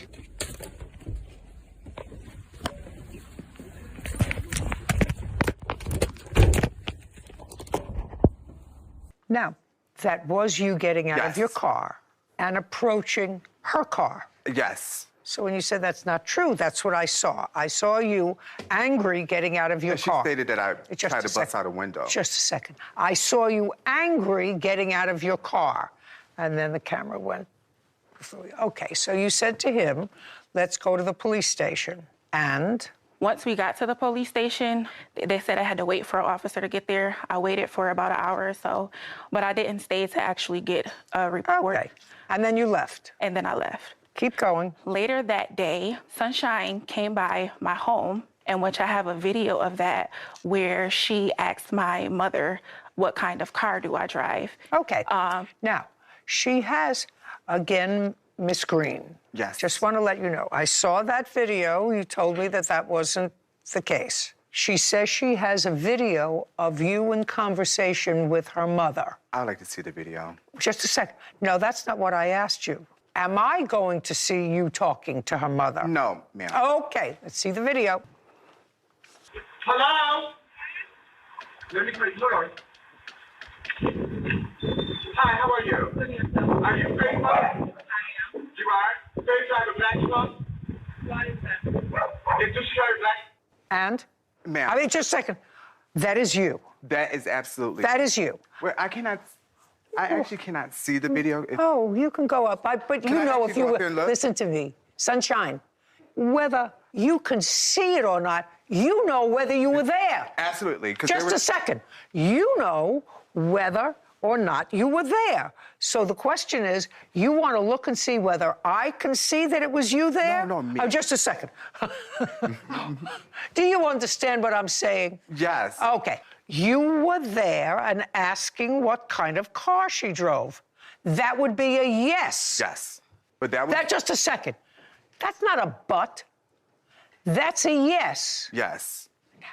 What was your interest in whether or not she drove a Tesla or a Grand Prix or a Chevy? What was your interest in that? Because on November 19th, I had filed charges against Adele and Faith Hamilton in regards to an incident that occurred when... Put that down.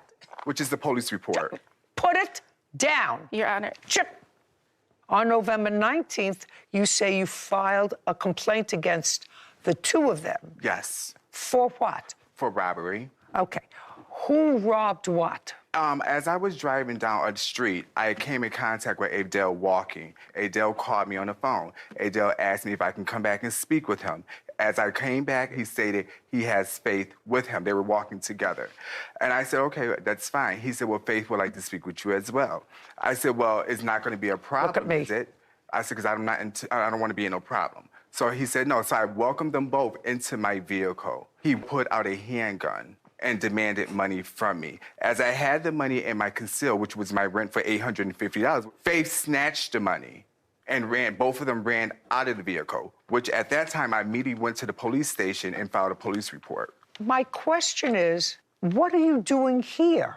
Because I was gonna let the police know this is her address. I didn't know at the time. I gave them two different addresses, and then I ended up came in contact by someone. Well, that's not really smart, is it? It's not at all. It's not really smart to go to the house, and you don't look frightened. I mean, you're there asking her questions.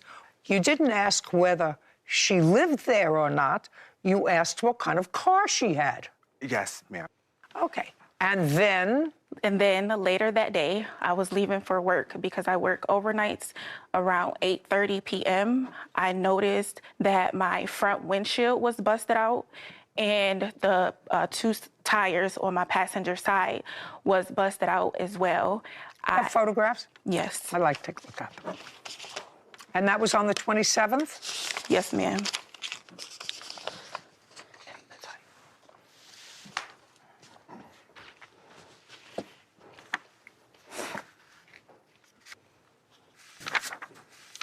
Your Honor, can I say something? Yeah. I also have a text message that she sent with a video of her actually busting out of my windshield. And I also have a Ring camera video of her busting two of the tires as well. Okay. I have no idea about this. Just a second. I don't care whether you have an idea of this, Miss Green. Just a second. Well, it's not new to you that she's accusing you of vandalizing her car, because certainly you're here because she's accusing you of vandalizing. So what's news to you is she has video proof of you doing it from a Ring camera. Am I correct? I have You not. have no idea. You haven't seen it. Okay, now, I've already seen two videos, Miss Green. The first one you said didn't happen until we saw it, and then you said, well, it did happen. The next one was, she said you came to her home to try to find out what kind of car you drove. And you said, no, I didn't. And then she had a video. Pay careful attention. So far, your batting average is in the toilet. Play the video. I haven't seen it either.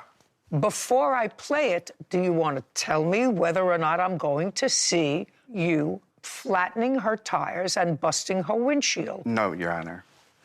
Video, please.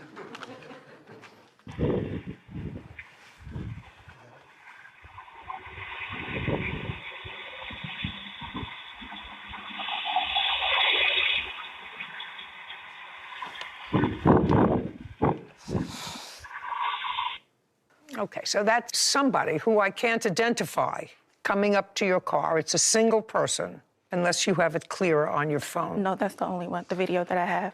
That's the video for the tires. I have a video where you can't see her, but in the video, somebody's running up to my window. Shh. Let me see it. Don't tell me what. I mean, I have eyes. The one of the windshield is on the phone. Okay. I'll take a look at it. Kevin.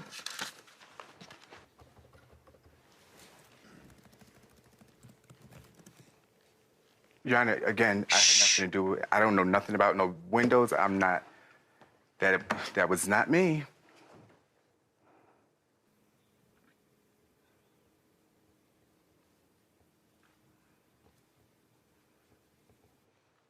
Who took this video? She sent my ex-husband a text message. That video, in the text message, she says... No, I can read. I'm sorry. I can read. So you got this video, because this video is not from a Ring camera. This is taken from somebody's own camera because they're following their feet. Yes. Okay? That's what it shows. Okay, now I'll see the text message. May I see that video as well? Yeah, sure. Thank you. Absolutely. Would you show this to Miss Green?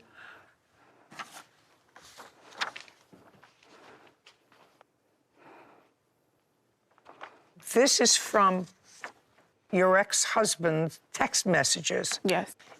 It reads, "Your face next. Call her and ask what just happened. Soon you're next. Call Faith and tell her to check her vehicle."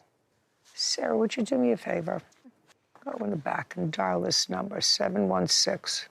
Can I have that? Yeah. Do you want me to write it down? You might want to have her take her phone off airplane mode. Just a second, is your phone with you? Yes, ma'am. Take it out. Take it off whatever mode it's on. What mode is it on? Kevin, go over and watch the defendant, please. Take it off whatever mode is off. Perfect.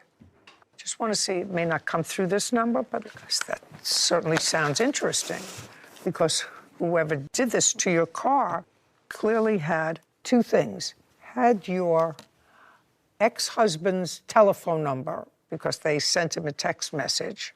That's one. Knew your name, Faith. That's two. I have a police report as well. Okay, Kevin, you can come back now. But first, would you give me Miss Hamilton's police report? Should I turn this back off or should I leave it on? Just leave it right there.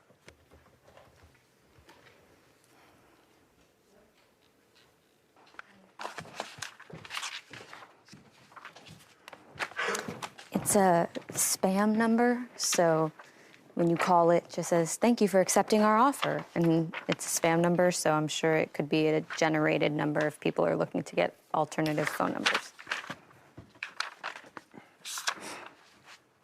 Kevin, would you go over to the phone?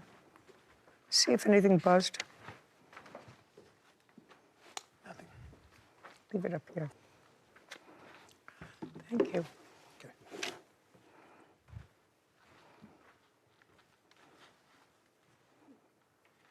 Okay, well, this is just a police report about what happened. It doesn't give me any further information. Your Honor.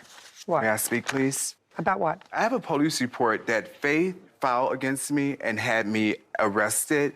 And in that police report, and when I approached the judge, which the case just got dismissed, none of this that she's stating was any of the charges that... Just a second. You have a countersuit. Yes. And your countersuit is for false charges. I assume these are the false charges. Yes. Well, you have to understand, Ms. Green, so far what I have is you were at a place going to meet your ex-boyfriend who you were really annoyed at because he left the home where you had allowed him to come to after he was released from prison. You went to jail, you picked him up, you brought him home, and all of a sudden he disappears for a week. And you're back and forth. You better come back. I spoke to your parole officer. He'll give you another chance. Nothing. Then you get a call from him, according to you, meet me at this parking lot because I need some clothes. You go over there.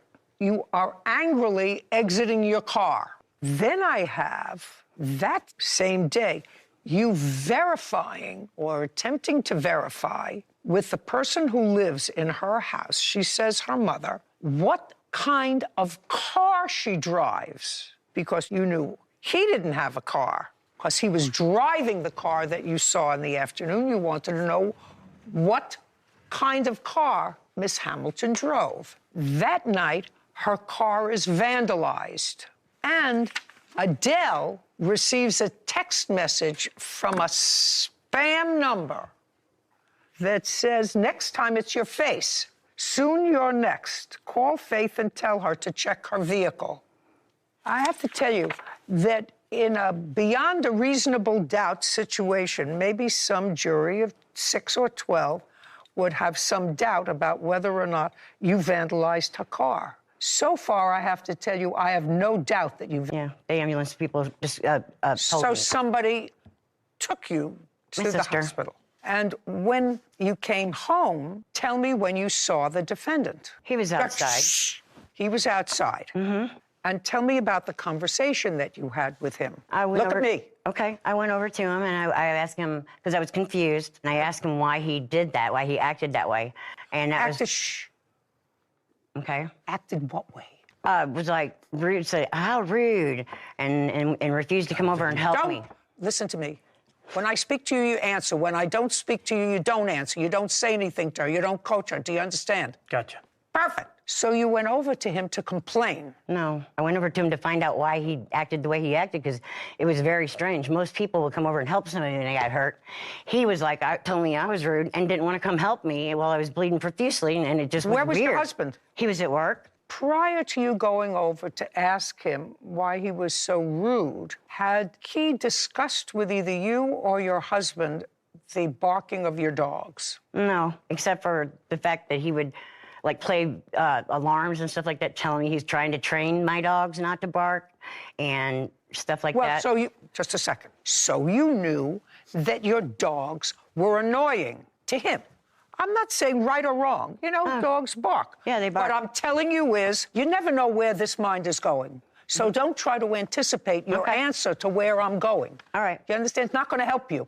I got it. So you do understand, and you did understand, that he had a problem with your dogs barking. Yes, I did. Before? Yes. Okay. So this wasn't a pleasant, why did you do what you do and were rude to me and didn't come over to help me yourself?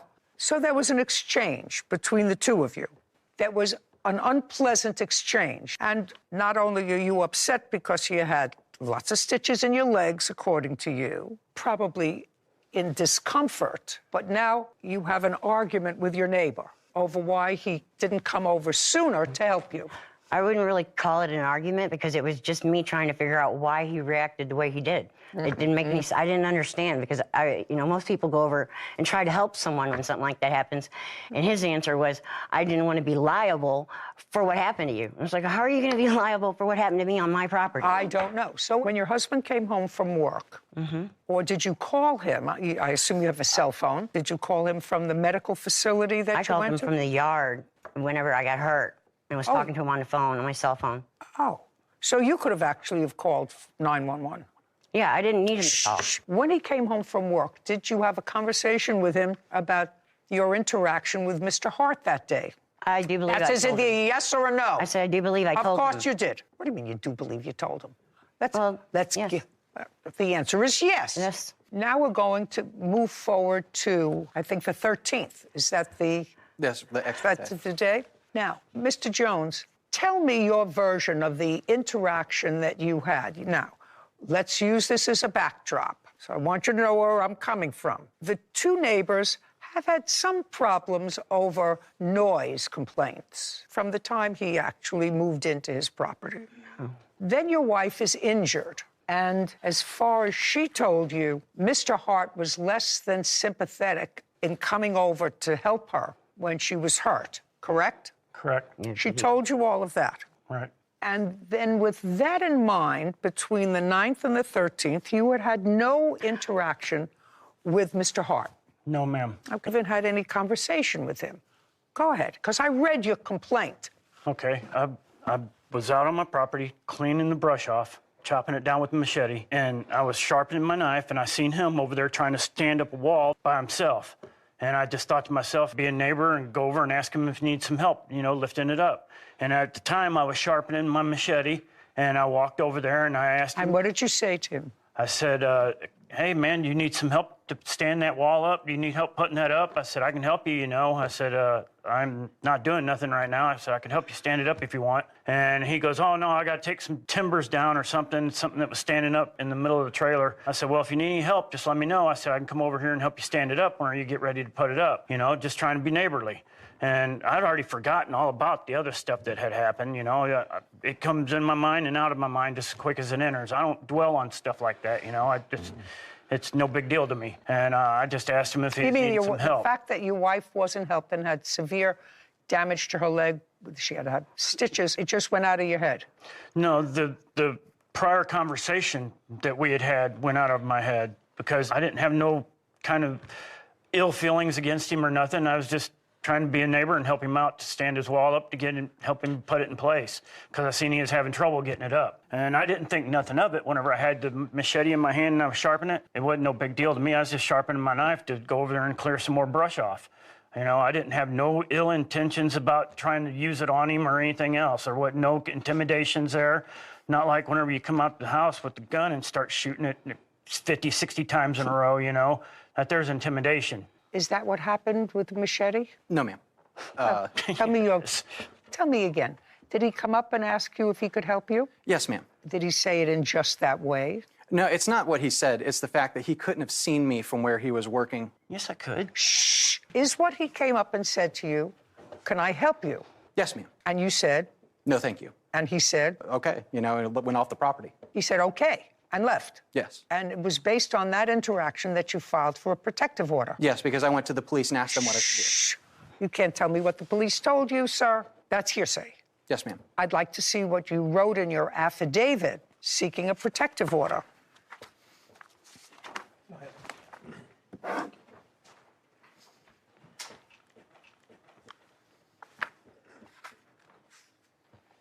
And they dismissed your protective order. Yes, ma'am, because they said that it only constituted 1 out of 2. Just a second. It determined the court hears testimony, which means they took testimony, and they determined that there was insufficient evidence to justify a full protective order. Yes, ma'am. I would have ruled the same way. Okay, so this actually further expands what the problems have been, at least in your perception of them. He said, I'm afraid of the respondent, Brian Jones. Brian Jones is a drug dealer with constant foot and vehicle traffic who has threatened me and brought a weapon within 3 feet of me at my house. Is that the machete you're talking about? Yes, ma'am. Okay.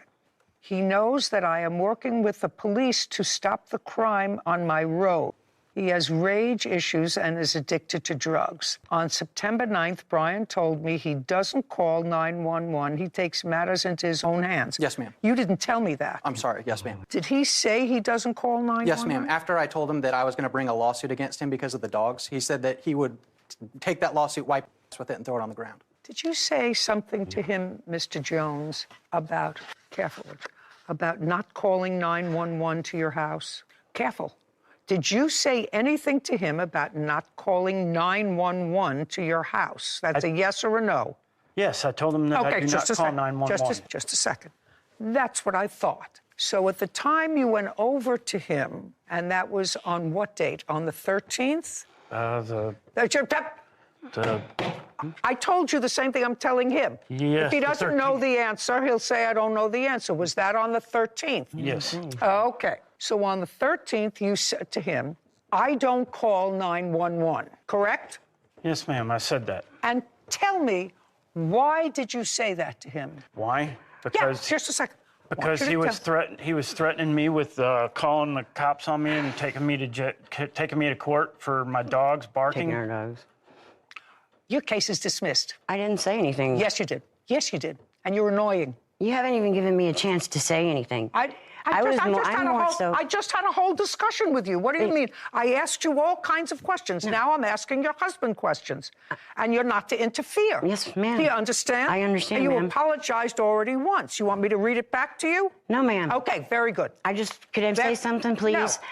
No, you can say nothing. It's all coming together now. So the second issue in this case is whether or not Mr. Hart had sufficient basis in his mind to seek a protective order, even if it was ultimately dismissed. And the answer is he had sufficient basis based upon what you said to him and what had transpired with your wife to feel as if he was threatened. So your first part of your lawsuit was for the damage to your car, and for that you're being awarded $1,000 to have your car fixed. You're going to go through insurance. The second part of your lawsuit is that you want to be compensated for a false protective order. That part of your complaint is dismissed because, in my judgment, Mr. Hart had sufficient basis to think that he might be in danger, and he wanted to see.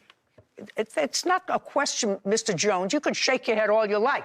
It's a perception of his, not yours, of his. So that part of your lawsuit is dismissed. The last part of your lawsuit has to do with harassment. Now, who is going to tell me, you are going to tell me about the harassment. Tell me the first instance of harassment. I would imagine that we'd have to go with saying that it was right after the the ex parte was dismissed, and he started. So that right after the ex parte was dismissed, that would have been September 25th. Correct. So after September 25th, go ahead. Okay. That was when... Don't read anything. Okay, no, I'm just... You should be I'm able to sorry. tell me. Was dismissed and everything. The turkey, it wasn't long after that the turkey attacked my car, and I went over to him. He told me to get him estimates, and so I went to go get them. At the time, he had been calling and calling the police saying that our dogs bark, this and that, which they're in the house most of the time. But anyway, I was so nervous over all the harassment and everything he was doing and all that. I actually got shingles and was in the hospital on my birthday.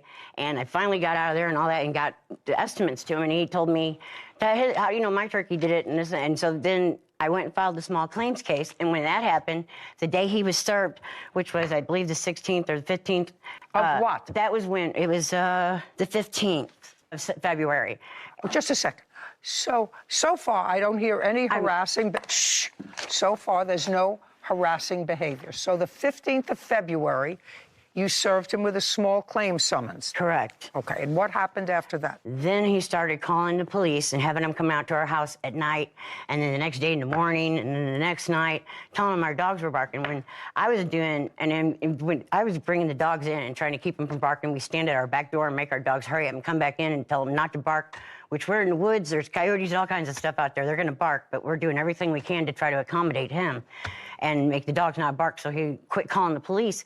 Because, I mean, he's trying to get our dogs taken. Is that what you're complaining about, that he called the police to complain about your dogs? And about Brian working on the other property, because he works a full-time job. Yeah. He can't complain about him working. He could complain about noise. He does, yeah. Well, that's noise. He's allowed to do that. That part of your complaint is also dismissed for harassment. He's allowed to do all of that. So on your case, I'm awarding you $1,000 to fix your car.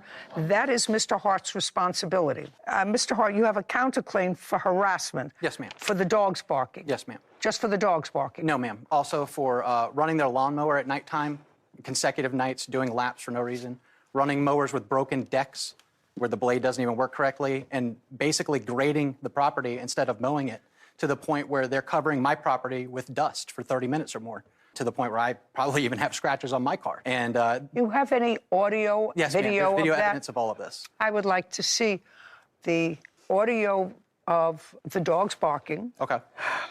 I assume you have that. Yes, ma'am. Okay.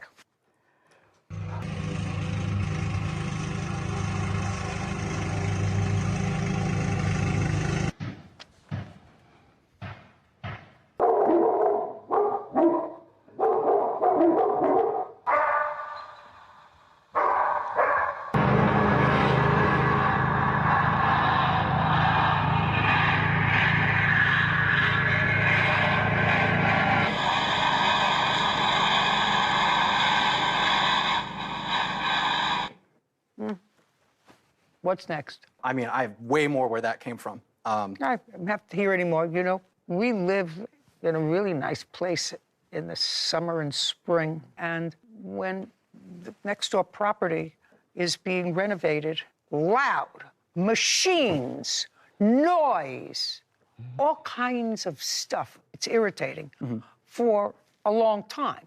There's nothing in that video that you showed me, Mr. Hart, actually, that shows that they were doing anything maliciously. If they're mowing their lawn and it's a loud lawnmower, it's a loud lawnmower. Well, I mean, they're covering my property and my cameras and shining lights on my house, projecting lights onto my house because I didn't want to have the street light turned on.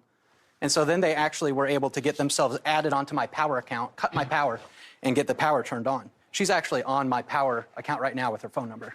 Can I see that? Yes, ma'am. Miss Jones, he's going to show me a document, so don't shake your head no. Okay. Are you on his power account? Is the answer yes or no? No, absolutely not. Do you pay your own power? Yes, we do. Okay. I'd like the to... miscellaneous? Right here. Sorry. Sorry, man.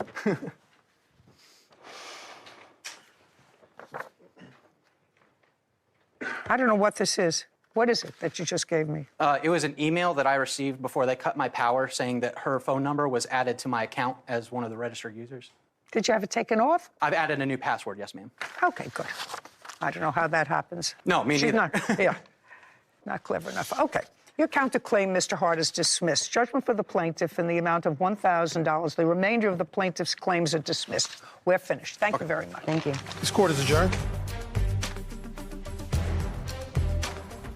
Honestly think that it was a poor decision. Well, I mean, I'm glad that we get the car taken care of, but there's so much more that needed to be addressed with him. These dogs are barking 10, 11, 12, 1, 2, 3 o'clock at night. I've lost 2 job opportunities because I've missed interviews because I'm not able to sleep at night. He keeps trying to get our dogs taken, and he keeps coming up with all these crazy stories and lies. I will be out of this as soon as possible because of the circumstances that I'm being under on a daily basis. I really do wish he would move. I mean, his whole thing was it was supposed to be fixing the house up so he could sell it, but now he's living there and he's making our life hell. I think he wants our property, actually. Now, if somebody asked my advice about those 2 people as being neighbors, I would tell the defendant to cut his losses, sell that property, and get out. And never look back. And never look back. Take a loss, maybe. Maybe not. He's done some improvements on the house. But plaintiffs have a long-term investment in whatever they're doing in that house. And that's not going to change. So if this man thought he got a bargain at first. It cost him in the end. It may cost him in the end, may lose a few $1,000s and a little bit of work that he's done, some work that he's done on the house. But staying there is a lifetime of aggravation. So if I were a good friend of his, I would tell him, cut your losses and find someplace else to live. That's not happening. She had us go and take a group photo, pictures, and I was on the website. So for somebody that didn't want to hire me. Just a second. You have a website? Is there a website? Give Sarah the name of the website. If Justin could look it up, or I could find it on my phone. Find it on your phone. I want to see that on your phone. Okay. I want Sarah to look it up. Okay. Hey, and we also have... No. That's what I want right now. Yes, ma'am. I don't know that I have it readily available at this second, but I have it. You have to have it readily available this second. I have all the time in the world. It's on Instagram. I have unlimited tape. Phone's in airplane mode. You get it. What is the name of her company? LLC. And did you understand a word he said? Yeah, I got it. What? Did you understand what he said? It was a little fast. Justin, is the website on here? Go to the Instagram. I'm on there. While Sarah was looking up your website, did you, in fact, post a picture of yourself and these 2 gentlemen on your website? The answer is either yes or no. Before she looks it up, which she's very good at, you saw the photograph that he wanted to show me. Did you, in fact, put that on your website? I either a yes did or not. No. Is it on your website? I have no idea. I don't look at my website. Justin, stand up, move over. Can I? It's actually not. It's actually on the Instagram. I took over the Instagram for her because I was posting pictures of all the stuff we staged. I was reaching out to realtors. I was doing all that stuff. So I can show you the whole Instagram, everything. I'd like to see. And it has our pictures on there. It even has it at his apartment complex. Just a second. We took these pictures. Sure. I don't care what you posted on Instagram. I want to know what she posted on Instagram. Everything that we posted on there, she knew about because she has access to it. So. I don't care whether she had access to it or not, sir. One thing about being on her website, don't come over here. Oh, sorry. Got excited. That was at his apartment, Your Honor. And then we did this photo shoot like a week later. Oh, yes, that would be you. So you did photograph yourself in sort of a unfold the arms. Oh, sorry. You did, in fact, photograph yourself in a glam shot at your apartment? Yes, sir. At your apartment. Excuse me, Your Honor. With the 2 of them. Yes. And introducing a team. A best casual team picture. Guess whose brains and guess whose brawn? Tell me that you've never seen that. I have not seen that, actually. I've seen the picture. I did not see that post. They didn't Photoshop you into this picture? No, I sat there, yes. You sat there, so you know who he is. Of course I know who he is. Of course. And you knew that he was working. You knew he was working. Justin, yes. No. Joseph? The plaintiff. You knew he was working. We went to lunch with him that day. That wasn't a work day. Oh, no, I don't believe you. I don't believe you. Your friend, according to you, paid $2,000 to $3,000 from her. I'm going to split the difference, $2,500. Probably she owed you more if you worked with her, but let's say $2,500. I'm going to split the difference. Did your friend Joseph work with you the entire time You Absolutely. worked for her? Worked for you the entire time. So all the time that you were working, delivering for her, etc., your friend was with you in the truck. Yes, ma'am. And also, he actually worked with her by herself a couple of times, too, when I couldn't work. And I actually brought him in, and she knew I was bringing him in. Is that 2 times? What, those two? Yeah. Multiple times they would work, and I'd meet them in my own car. He would actually drive the truck, or maybe she would. And I'd met them in my own car a couple of times. Okay. Now, what arrangement? Now, you can sit down for the time being. Mr. Kendra, what financial arrangement did you have with the defendant? Let me hear. The first was verbal contract. No. Tell me what it was. Don't delineate as to what it is. That's for $25 me. an hour initially, starting for just moving furniture. Our relationship grew, and she wanted me to do financial consulting in addition to that, so the relationship grew. I have access to all their tax returns, their website, the bank, and as it proceeded, she was crying on my shoulder about her temporary financial emergency situation and that Justin wasn't going to get paid. She had just hired another employee or an independent contractor who has a family, responsibilities, and he quit his other job to come work for her on one of her job sites. He was going to leave after a week or two because he wasn't getting paid. It's bigger than just me. There's other people that were relying on her. So for me, I had already put in 230 hours, and I was trying to do the right thing.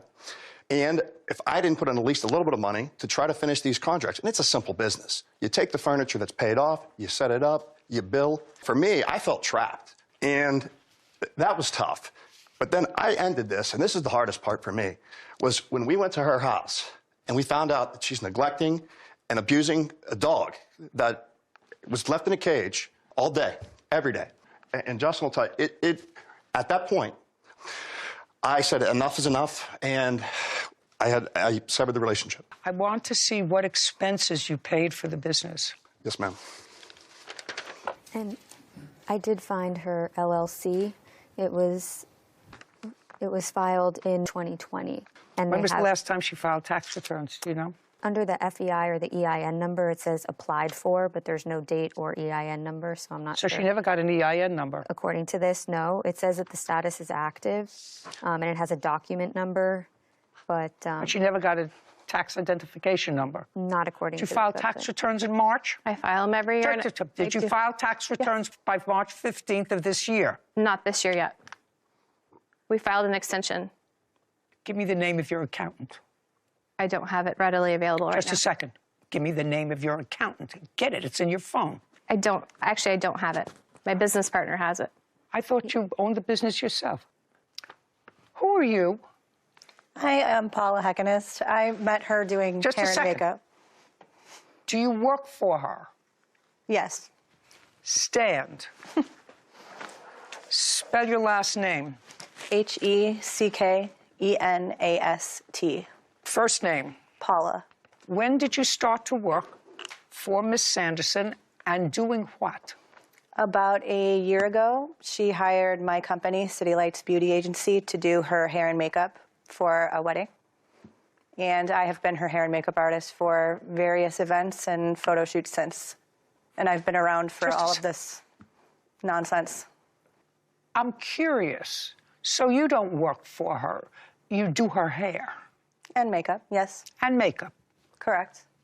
I have a lot of people that have been doing that job for years. As you see, no one terribly effectively because, look at this. You can always hire me. I wouldn't do that on a bet. I want to know how she pays you. Cash. How much did she pay you in the last year in cash? It's about $300 a pop, so maybe $3,000.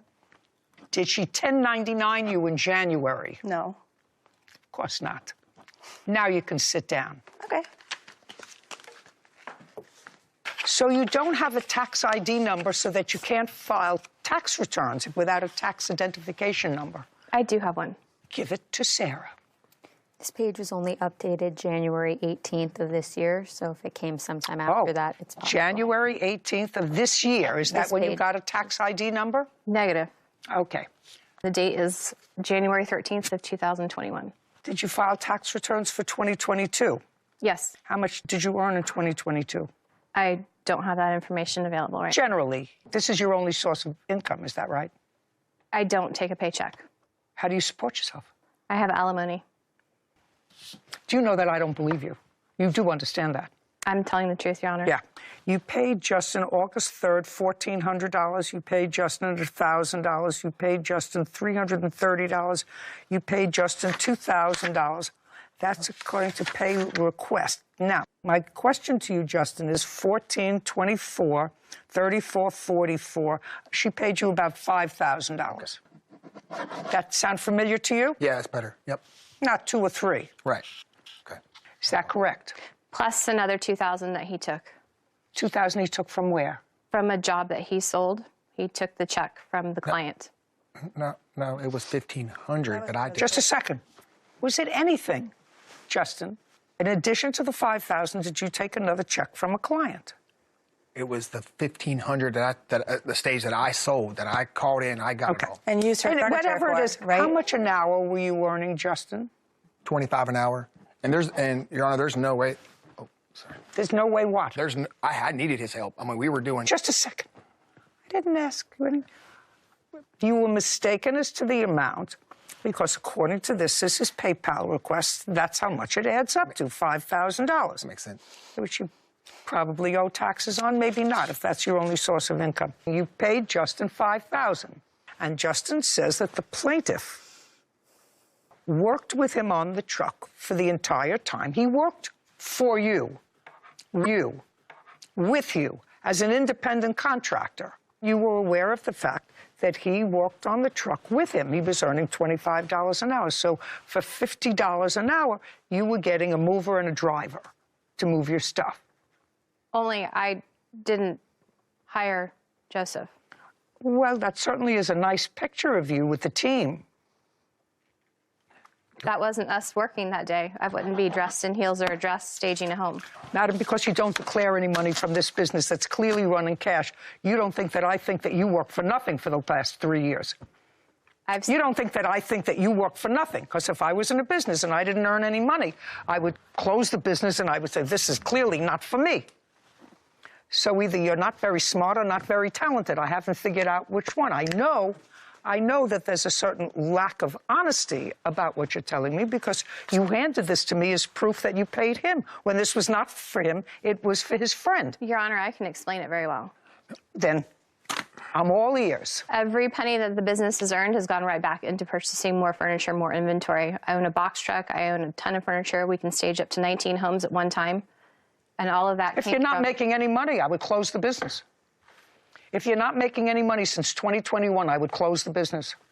Well, I made it a promise to myself that if I could do this, because my alimony expires from the time I got divorced until 5 years, that I would put every penny back into the business so that I could grow. So that way, when I got to the end of the 5-year period, I could take the paycheck that would be the equivalent of what I was making in my alimony. Nice. You didn't pay him anything. We never had an agreement. Okay, what other expenses did you pay for her? You have the one sheet, and here's the other. Those are. Talking about the U-Haul and everything. Yeah, things like the U-Haul, things, business lunches. I have it even categorized. She was in the U-Haul. Here a little easier, but my unpaid labor.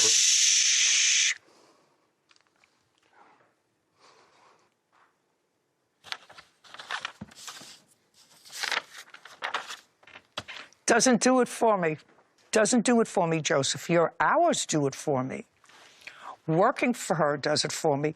Going out to a restaurant to arrange for a telemarketing conference doesn't do it for me. Happy hour doesn't do it for me. I have videos from that day as well. Out. Out. What is that? Kevin, wake up. I put her out. This way, please. Okay.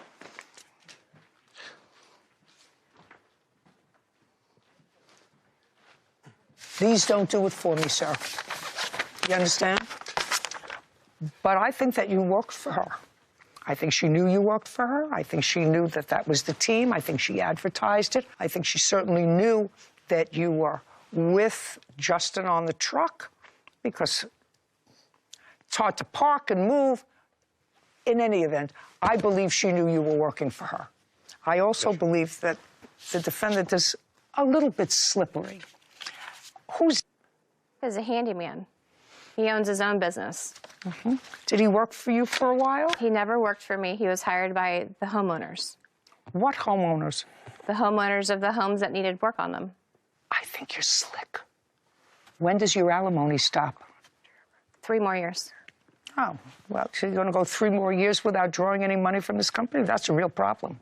Who's your partner? Is he a financial partner or is he a working partner? He's a silent partner. He's a silent partner because? He put in money in the beginning. How much did you put in? I did not put any in. How much of the LLC do you own? I own 75%. He owns 25%. Yeah, good. Judgment for the plaintiff in the amount of $5,000. We're finished here. Thank you very much. We're done. This court is adjourned.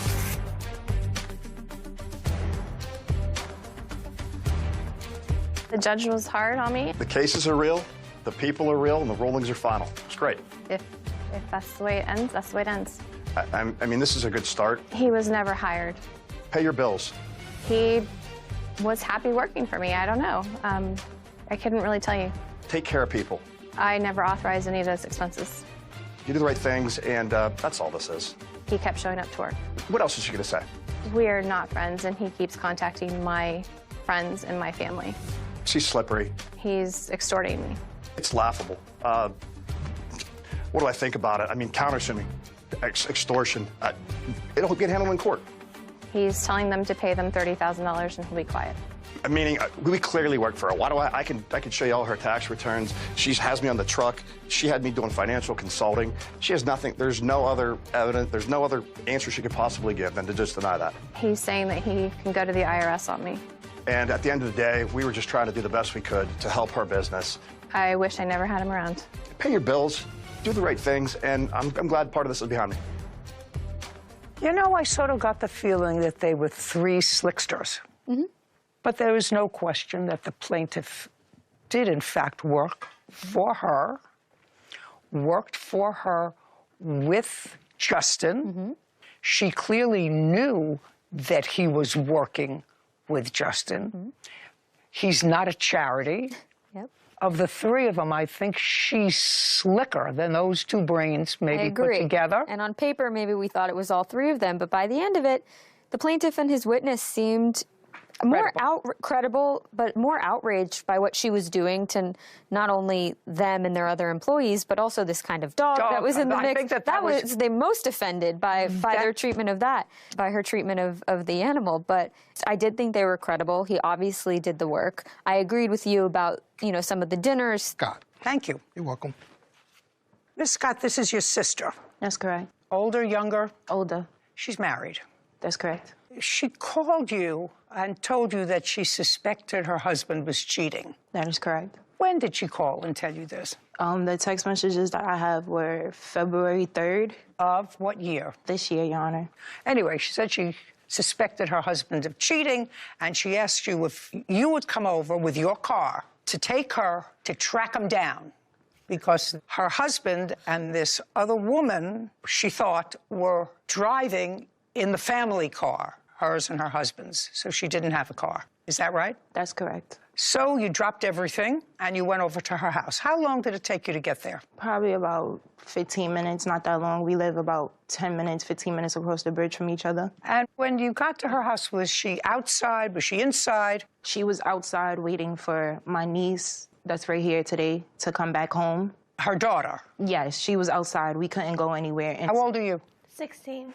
Anyway, she hopped in your car, and at that point, she was in the passenger seat. Yes. So you picked her up and started driving to where she thought you might find her husband, the girlfriend, and her car. Yes, Your Honor.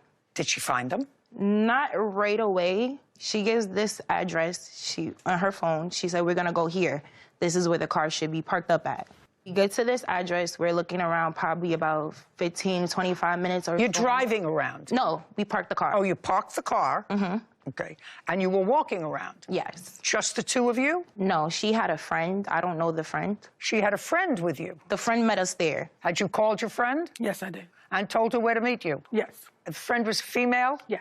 So now the three females are walking around this neighborhood. What time was this? At this point, probably 12:25, I want to say, in the morning. So now you're walking around a dark neighborhood, the three of you, looking for a car that your sister thought was occupied by her husband and this woman. Yes. So tell me what happened. We are looking for the car. We're walking around. We don't see the car. She's frantic, agitated because of the situation. Do you remember what she was saying to you? She's saying she couldn't believe he was doing this to her. That the time they spent together, him lying, saying that he was working overtime, and that wasn't the case. He was having an affair with this woman that he worked with at his job. We went to basically what she told me was to just go retrieve the car. I asked her, you sure you just don't want to go about this the right way? Like court proceedings, divorce, however you may go about it. I don't, me and her is exchange. We only really recently started talking again because our mother passed away. Well, did she tell you what she intended to do if she found them?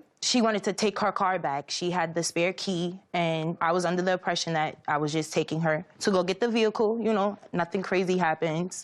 Okay. You were under the impression that the car was going to be empty? Yes, she told me, he dropped the car off at the female's house. And he was in the house? That's a lie. Yeah. Shh. You'll have a chance. So you thought that the car was parked? On the block, yes. Okay, and? So once we get there, we're looking around, no car is visible. She's now calling her stepdaughter, which is her husband's oldest child, to figure out where he's at because she hasn't talked to her husband. The stepdaughter's telling her, I don't want to tell you because I don't want to get in trouble with my father. She's trying to, just tell me the right address because we're under the impression, if you're saying that the car was here because this is where the female lives and we don't walk around, we can't find the car. Okay. Do you have the wrong address? So? We leave outside of the building, continue to walk around. What building? Of wherever that female lives. Did you go into that building? Yes, we went into the building. So what did you do when you walked into the building? I guess she was trying to see if she can hear her husband's phone calling him to verify if he was on location. How big a building? Probably about 5 floors, 5, 6 floors. Did you go up the elevator? She took the elevator up. Did you go with her? Me, her, and her friend was with her. That is correct. So you were all together? Yes. You were all together trying to listen for a phone going off. Did you go all 5 floors? No. She went to one specific floor. Okay.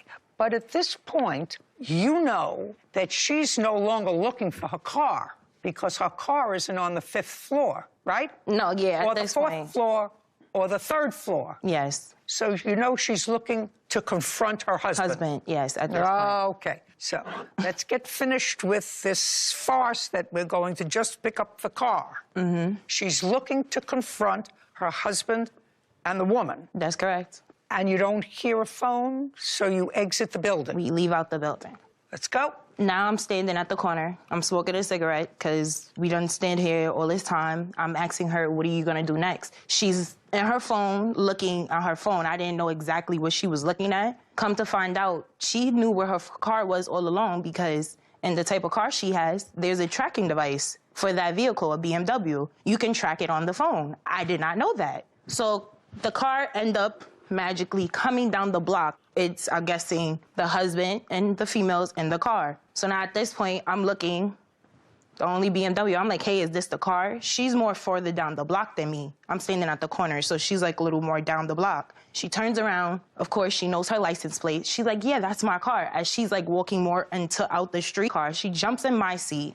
I'm in the passenger. We're chasing this car now about 3-4 blocks on. The car, I don't know if it was intentionally because, she was agitated. She was angry at the situation that was going on. She crashes into the back of her vehicle and my car. And that's why you're here, because there was damage to your car as a result of this ridiculousness. That's your lawsuit. Yes.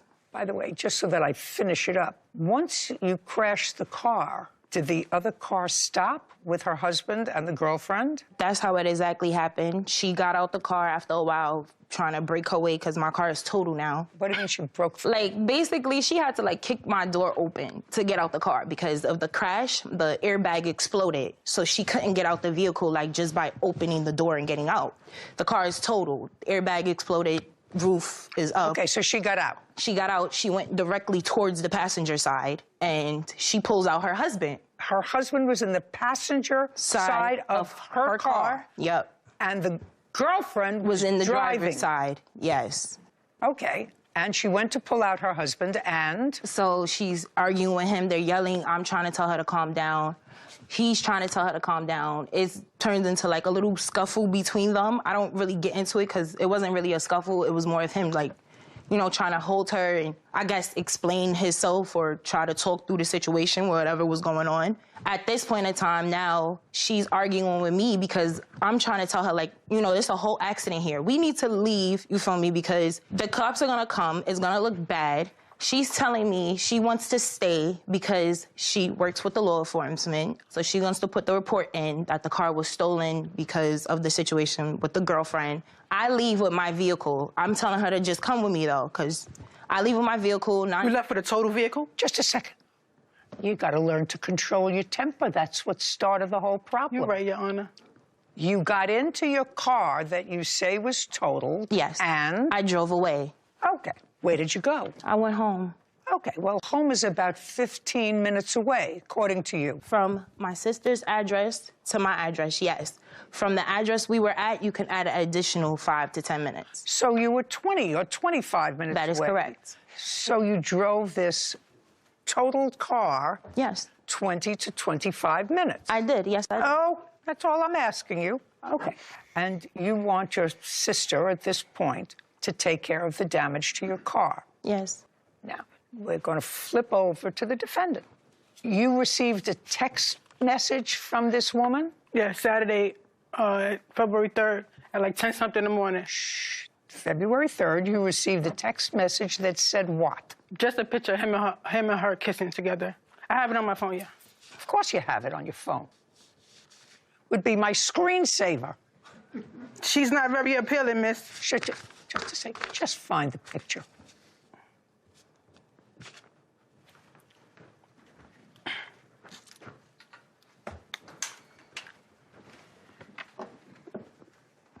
Oh, and the idiot who's taking this picture of them kissing, I assume that's your husband. Unfortunately. Good. Returned. How long, Miss Scott, have you and this genius been married? 5 years. So you see this picture on your phone, and tell me what you did. I go to him and I'm showing him the picture. Just a second. So he was home when you got the picture? Yes. At what time was it? Like 10-something in the morning. What day of the week was it to you? Saturday morning. So nobody was working? No. So Saturday morning, you show him this picture, and he says? He's like, Lee, can I talk to you? Because, you know, I'm just red. So he's like, can I talk to you? Can we go outside? Because I don't want to argue in front of the kids. So we go outside. So he's confessing, but he's really not saying who the lady is. But he's basically still lying about the whole thing. How did he explain the picture? What did he say about the picture? He just said that was his friend. Friend from where? He wouldn't ever tell me. I found out now that I got arrested. Who got arrested? I got arrested. When? That night. What did you get arrested for? I got arrested because my sister beat up the girl. The police wanted me to tell my sister to come back, and I said no. So they said, you getting arrested because she does have bruises on her. So I got arrested for it. Okay. Your sister wasn't arrested? No, because I refused to even say that was my sister, to save her. Shh, just a second. What happened with that case? I'm still fighting the case right now. So you have a criminal case pending against you? Yes. With regard to this incident? Yes. Well, then I'm not going to take any more testimony from you because your lawyer would not like that. I told my lawyer I was coming on the show. I don't care. Your lawyer would not like that. And unless you give me your lawyer's number, I could do that. And Sarah will call the lawyer. Phone number. Phone number is 917. Sarah, you know what to ask her? What do you want me to? Tell her that we're here. Mm-hmm. We're trying this civil case, but the civil case is going to go into the details of what happened on February 3rd and February 4th of this year. I've told her client that I am not comfortable taking her testimony because that testimony can be used during the course of a criminal proceeding. She has told me that her lawyer is perfectly comfortable with her speaking to me and have a clear, recorded conversation with her about whether or not she has advised her client that she can testify today truthfully to the events of February. What's the name of the law firm? I don't know. Have you paid them any money? No, it's a public defender. Public defender where? In the Bronx County. Is it public defender? Is it legal aid? Is it... Legal Aid Society. Legal Aid Society in the Bronx? I believe so. What do you mean you believe so? I believe so, Your Honor. I don't know. Well, you have to understand that I am not going to allow you to testify any further with regard to what happened on February 3rd and February 4th without first confirming with an attorney that the attorney is dumb enough to say to you, go appear on national television while an assault charge is still pending against you in the Bronx, okay?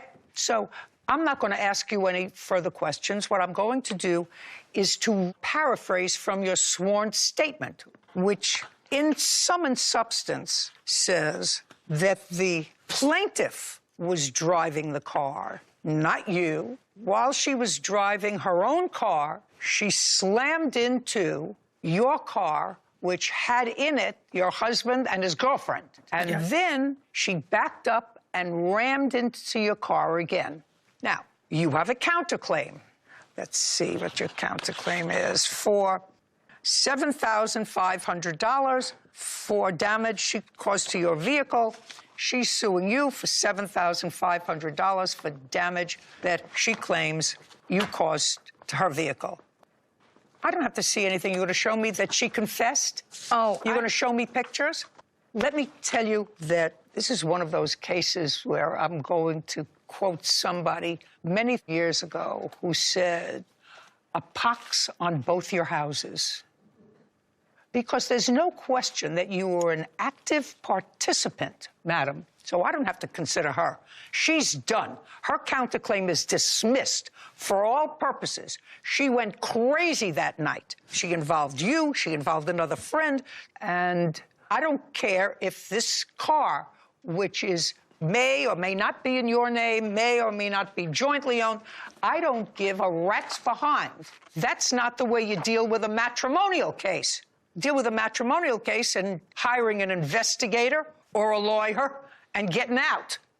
You don't involve all these people in a midnight search for your husband and his girlfriend, which, by the way, according to you, included trespassing in a 5-story building and going floor to floor, listening for a phone so that you could do... Just a second. I told you, say nothing.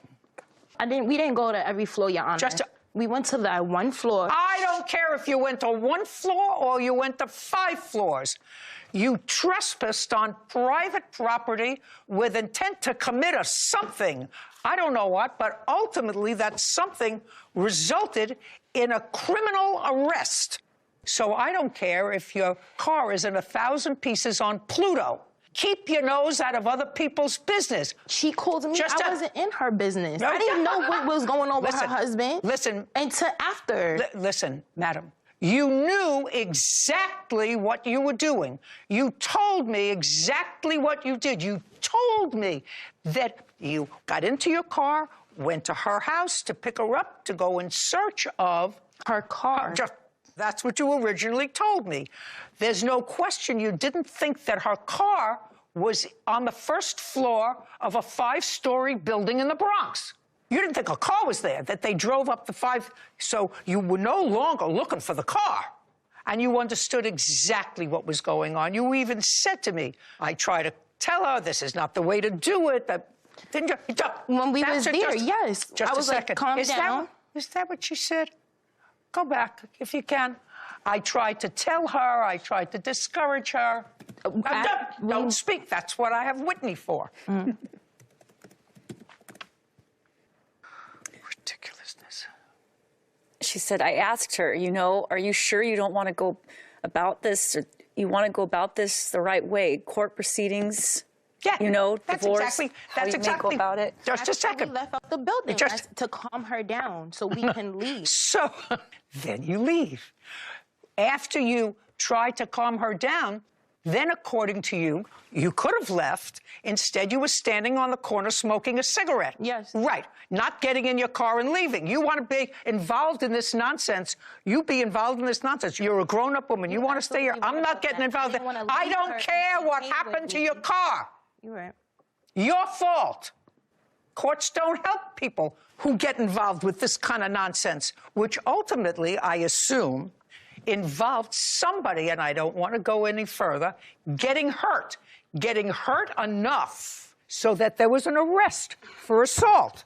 Nobody got hurt. You're an idiot. Your case is dismissed. Counterclaims dismissed. Goodbye. This court is adjourned.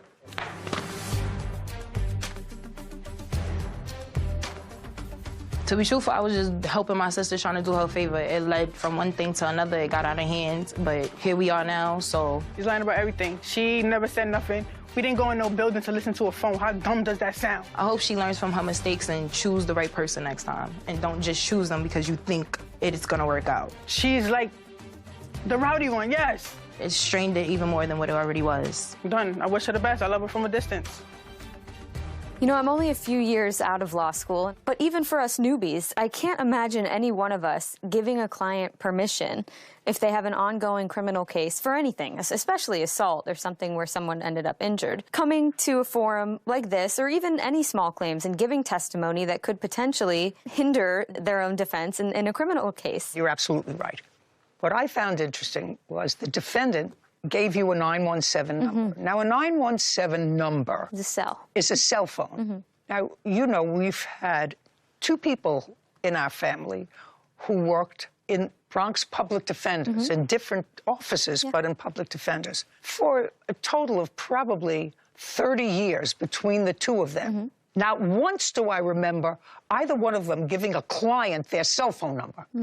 I found that such a lot of baloney. Yeah, too many questions. Yeah, too many questions, too many, and it didn't make any difference. They went there for no good, they got no good, they both got damaged, costly arrested. Yes, ma'am. And you want to be compensated for that. Absolutely, yes, ma'am. Okay. If the defendant denies she had you falsely arrested, she's got a counterclaim that I'm not really serious about. So I'm going to concentrate on your claim. You lived in the same complex. What kind of complex was it? Well, ma'am, she did not live there. I lived in a building where you had to be 55 or older. How long had you lived there, Mr. Tart? 3 years. Are you still there? No, ma'am. I live in Waldorf, Maryland now. Are you a working person? I'm a master in the study of law graduate, about to apply for law school. Where? UDC, University District of Columbia. Who supports you? I'm on full VA disability. How old are you? 59. So you receive benefits from the VA. How much do you receive from the VA? $3,700 per month. And who's paying for your law school education? Well, it will be a scholarship, hopefully, and student loans. I'm not taking my LSAT yet, man. I'm preparing to take my LSAT. You know, I always think that hope springs eternal, sir, but if you take your LSAT at 59, and if you get a positive score on your LSAT, where did you graduate from college? Hamlin University, St. Paul, Minnesota. How long did you attend that university? 2 years. I also graduated from Century College, same time, 2022. What is that? Is that an online school? That is a community college. That's a film and video graduate. And how did that prepare you to take the LSATs? Well, it did not prepare me. My master in the study of law was taught by all attorneys, legal research and writing, immigration law, bankruptcy law, contract law. Because I'm familiar with the topics, it will make it easier for me once I'm eligible and once I'm able. You're telling that story to this face? I'm just asking you. Well, yes, ma'am. A couple of things they didn't teach me in college. Because I'm in a protected class, and I'm also a disabled veteran, I get preferences. Well, that's okay. But what I'm suggesting to you, sir, is, you know, never too late. Grandma Moses took up painting when she was 75 years old, and I'm still working, and I'm 81. And not as sharp as I once was, but I'm once as sharp as I once was. And I'm telling you to start to take your LSATs after a marginal college experience without any emphasis on the law at age 59, which means that you won't be, if you're lucky, and get admitted to law school. And if you're lucky and pass your courses, law school's 3 years, then you've got to study for the bar.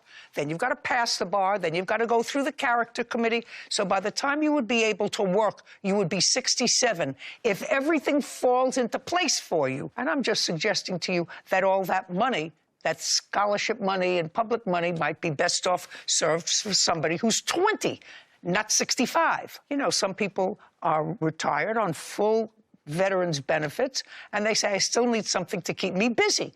Well, if you still need something to keep you busy, maybe you should find gardening. Maybe you should take up something else other than spending a $100,000 education on something that you'll never use. Okay, I'm finished with my speech, Mr. Tart. This is what the case is about. You're suing the defendant because you say she had you falsely arrested. She said that you were harassing her. Police arrested you, and you had lawyers' fees, etc.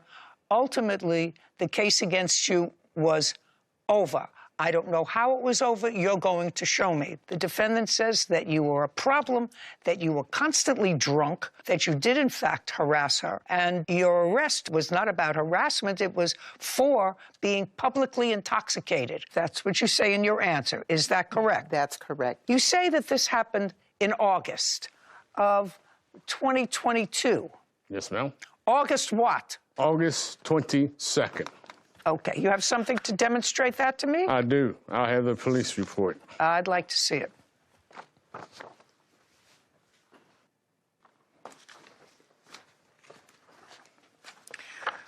Was this the only time, sir, that you were arrested or taken into custody in the state of Minnesota? Yes, ma'am. Okay, so it is true that you called the police because the plaintiff, you say, was harassing you and appeared to be under the influence of alcohol. Yes, I did. You were arrested that day. Yes, ma'am. You were not arrested for harassment, sir. You were arrested for driving under the influence of alcohol, for a DUI. Based on her lie. Doesn't matter. It wasn't a lie, Mr. Tart. It was the truth. Because when the police stopped you as a result of her complaint that you appeared to be intoxicated and you were harassing her, and according to the first officer, you appeared to be under the influence of alcohol. You were slurring your words, your gait was unsteady, your eyes were glassy. According to the police report, you did a breathalyzer. The legal limit is .08. Your reading was a 17, and the officers then informed you that they were placing you, appeared to be drunk, and you were harassing her. Well, you were drunk. Just a second. You were drunk. I have a video, which I'd love for you to see. Just a second. All I'm telling you is your entire lawsuit is based upon the fact you're suing her for filing a false report. The false report was that you were drunk and harassing her. The police confirmed the fact when they stopped you that you were drunk. That's not a false police report, sir. Well, yes, it was, ma'am. I wasn't. I had already stopped. The police didn't pull me over and stop me. I was already parked. This video, which I would love for you to see. Listen to me. The police car followed you into the parking lot. Well, I just went around the block. They stopped you as you were getting out of your car. And the police officer said, look, you look a little tipsy to me, you look a little woozy to me. He saw you driving with an alcohol level almost 3 times the legal limit. I don't care, you could do this all you like. You were arrested because you were driving drunk. Those charges have been dismissed, ma'am. Listen, I don't care. You may have hired a lawyer, and your lawyer may have said, listen, this is a disabled vet. This is his first offense. Let's give him a clean record. I have no idea what he said. The police stopped you, ultimately gave you a breathalyzer, found you were 3 times over the legal limit, and arrested you for DUI, not for harassing her. No, based on her lie. It wasn't a lie, it was the truth. If you look at this video, you would see this. No, it wasn't a lie. It was the truth. I don't even have to look at the video. Yes, you need to. No, I don't. I'm telling you, I don't. Say one word you to can't. Her. And she threatened to kill. Well, I was going to die, ma'am. I am diagnosed with a significant, serious, recognized disease by the Department of Veterans Affairs. The flight or fight syndrome occurred to me. There was no criminal intent for me to jump in my vehicle to leave. When she has told me that I was going to die, that is when I left and drove around the block. If she hadn't been harassing me, I am If she wouldn't have been harassing you, you wouldn't have been drinking before. Just a second. Listen to what you're saying. Listen to what I'm saying to you, sir. You haven't been to law school yet. You haven't passed a bar yet. You haven't been admitted to practice law yet. So what I'm telling you is as follows. She made a complaint based upon her observation. Her observation was you were drunk. You were arrested for DUI, and you were driving drunk. And they were being dropped. You have no case. Your case is over. You were arrested for DUI. Stop. You were arrested for DUI. You were drunk. I don't know when the last time is that you had a drink, but certainly you had a drink on August 22nd and got behind the wheel of a car. Your case is dismissed. We're going to get to your counterclaim. Likewise, it's nonsense. Goodbye. This court is adjourned.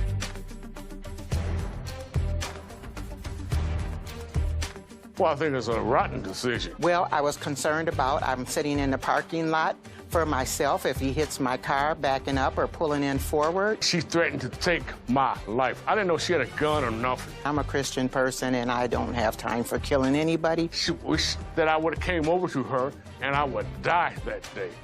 You can't say that to just anybody. He got what he deserved. That case was actually made so easy by the police report that he had. I could tell the time that you were taking to read it, I knew there had to be something good in there. You know, he wasn't arrested for harassing her. Yeah. He was arrested for drunk driving. For drunk driving. And he was driving drunk. And he was suing her because he was mad that she was the reason he got caught. But people have to realize that is not a cause of action. Maybe once he goes to law school, he'll learn that. Oh, that's very true.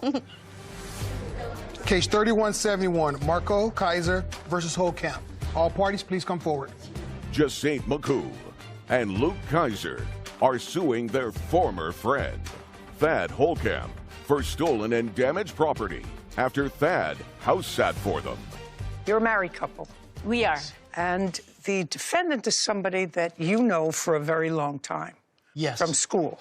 Lost touch. According to your complaint, the defendant has several times house and dog sat for you when you were on vacation. According to what I read, he was sort of struggling financially.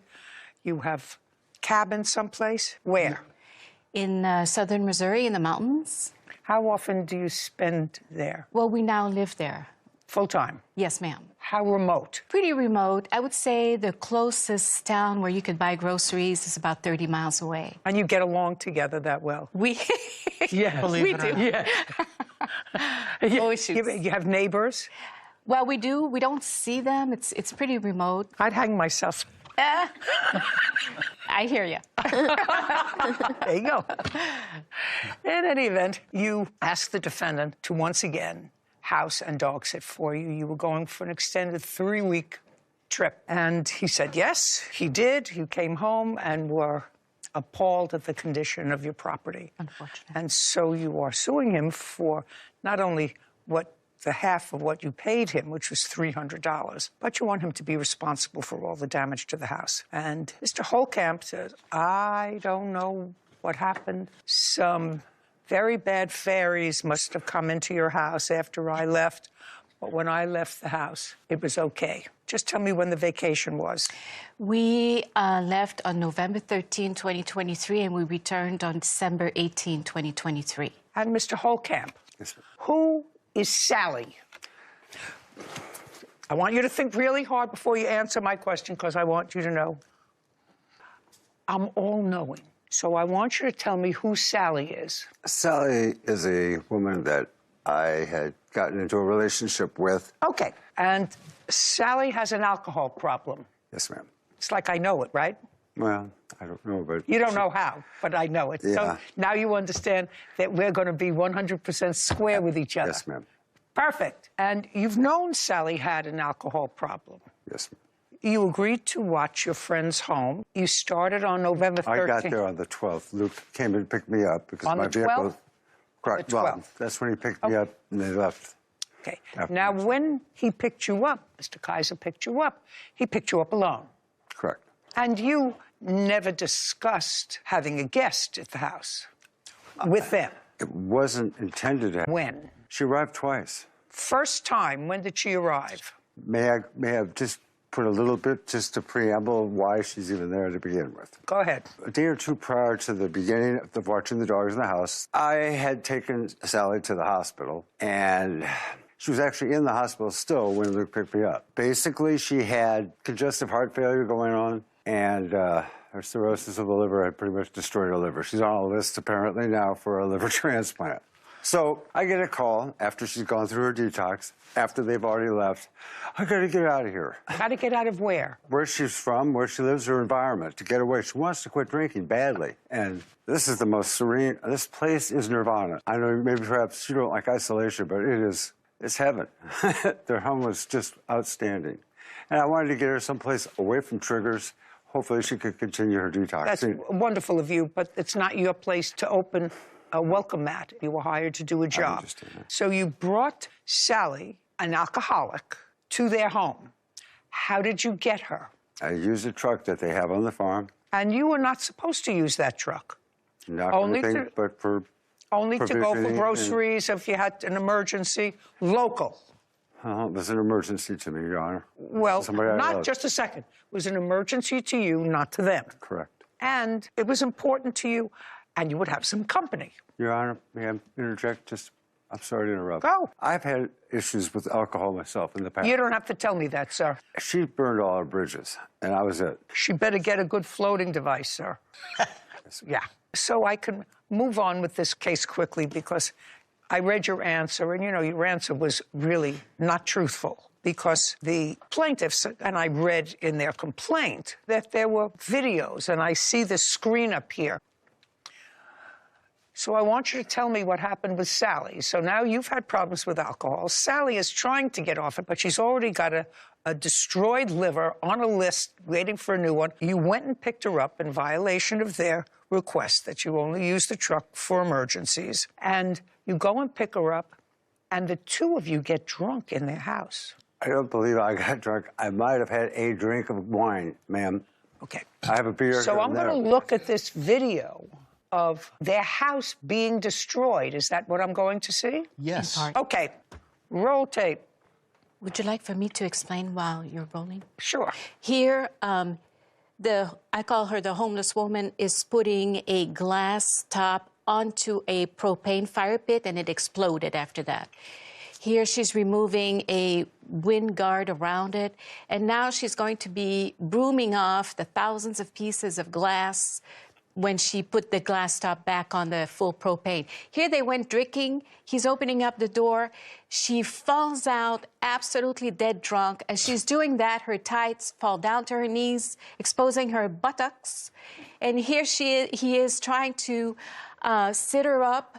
She is completely drunk. Of course, he was using our truck to go get drunk in the mountains somewhere. And they're fighting. He's locking the door. She's coming down the side of the kitchen. She's going to have a little fit here. Knocks the barbecue over, kicks the lid. The ashes are all over the wooden deck. This is a 100% wooden house in the mountains. So fire is always a problem. Here, I'm not sure exactly what she's holding in her right hand. Looks to me like a handgun. In her left hand, it's her phone. He is filming her because they were having issues together. Why were you filming her? To show her what she's doing. Blackout. Blackout? Too many times she's been like that, and she doesn't believe it. She did that. And okay, do you have photographs of the damage? Yes. May I see them? Sure, absolutely. May I approach or give this to the bailiff? Well, here's the car. Okay, so they are photographs. Yeah, they're photographs on everything. That's just one issue. What'd you do to the ATV? the ATV has a windscreen that opens up. It clipped the tree and popped the little rivet or bob that holds. Who was in it? Myself and Sally. So far, you do know you're responsible for all this damage. The dogs could not have done the damage on the ATV, that's correct. And they did not do the damage on the truck. I may explain the truck, how it happened or anything. Well, they didn't drive the truck. No, ma'am, they did not. And I assume you're not suggesting that the dogs peed on the mattress. I believe that was a spilled drink, actually. The dog wasn't drinking. No. So far, you are responsible for all this damage. You said she came twice. I'm just curious. How did she come back twice? When I took her the first time back to the homes, Cape Girardeau, Sally was needing to go back to the hospital. When she's at this stage... What do you mean she needed to go back to the hospital? Because? She started drinking things like cordials and wine that was in a closet that I forgot. All of their alcohol. Correct. What you say in your answer is, the house was fine when I left. That's not true. No. I have no idea what happened to the home. Also not true. Maybe someone broke into the house after I left and trashed the place. Either possibility is that their two unruly, poorly trained dogs did the damage. Either way, it wasn't me. So that's all baloney. That's nice. And the maximum in your small claims court is $5,000. Right. Well, certainly, you and Sally did more than $5,000 worth of damage to the plaintiff's home. I mean, what were you thinking? If I believed you the first time you saw Sally take a drink, you should have put her in the truck and taken her home. What you did was you took her out drinking, and she blacked out. You had to cart her out of the truck. I couldn't lift her. She should have not been there unless you were sort of happy with the company. If you were sort of happy with the company, so drunk or sober, you were happy. It didn't make much difference, so she stayed. When you think with another organ other than your brain, then sometimes it costs you. This one's going to cost you $5,000. Just for the plaintiff, we are finished. Thank you very much. Thank you. This court is adjourned. The judge's decision was correct. I mean, I just couldn't believe when we walked in and our house was completely destroyed. I was in love with a girl and did what I thought was right for her to get her out of triggering situations, and it blew up. You should have seen some of the other videos. You didn't see none of it. Yeah. I thought it was the right thing to do to help somebody I love. A very tough lesson to learn, and be careful when you go out of town. Make sure you know your friends and who they are and what they can do. References. Yeah. Only have one thought after that case, which is he was almost sobering enough for me to give up my 2 happy glasses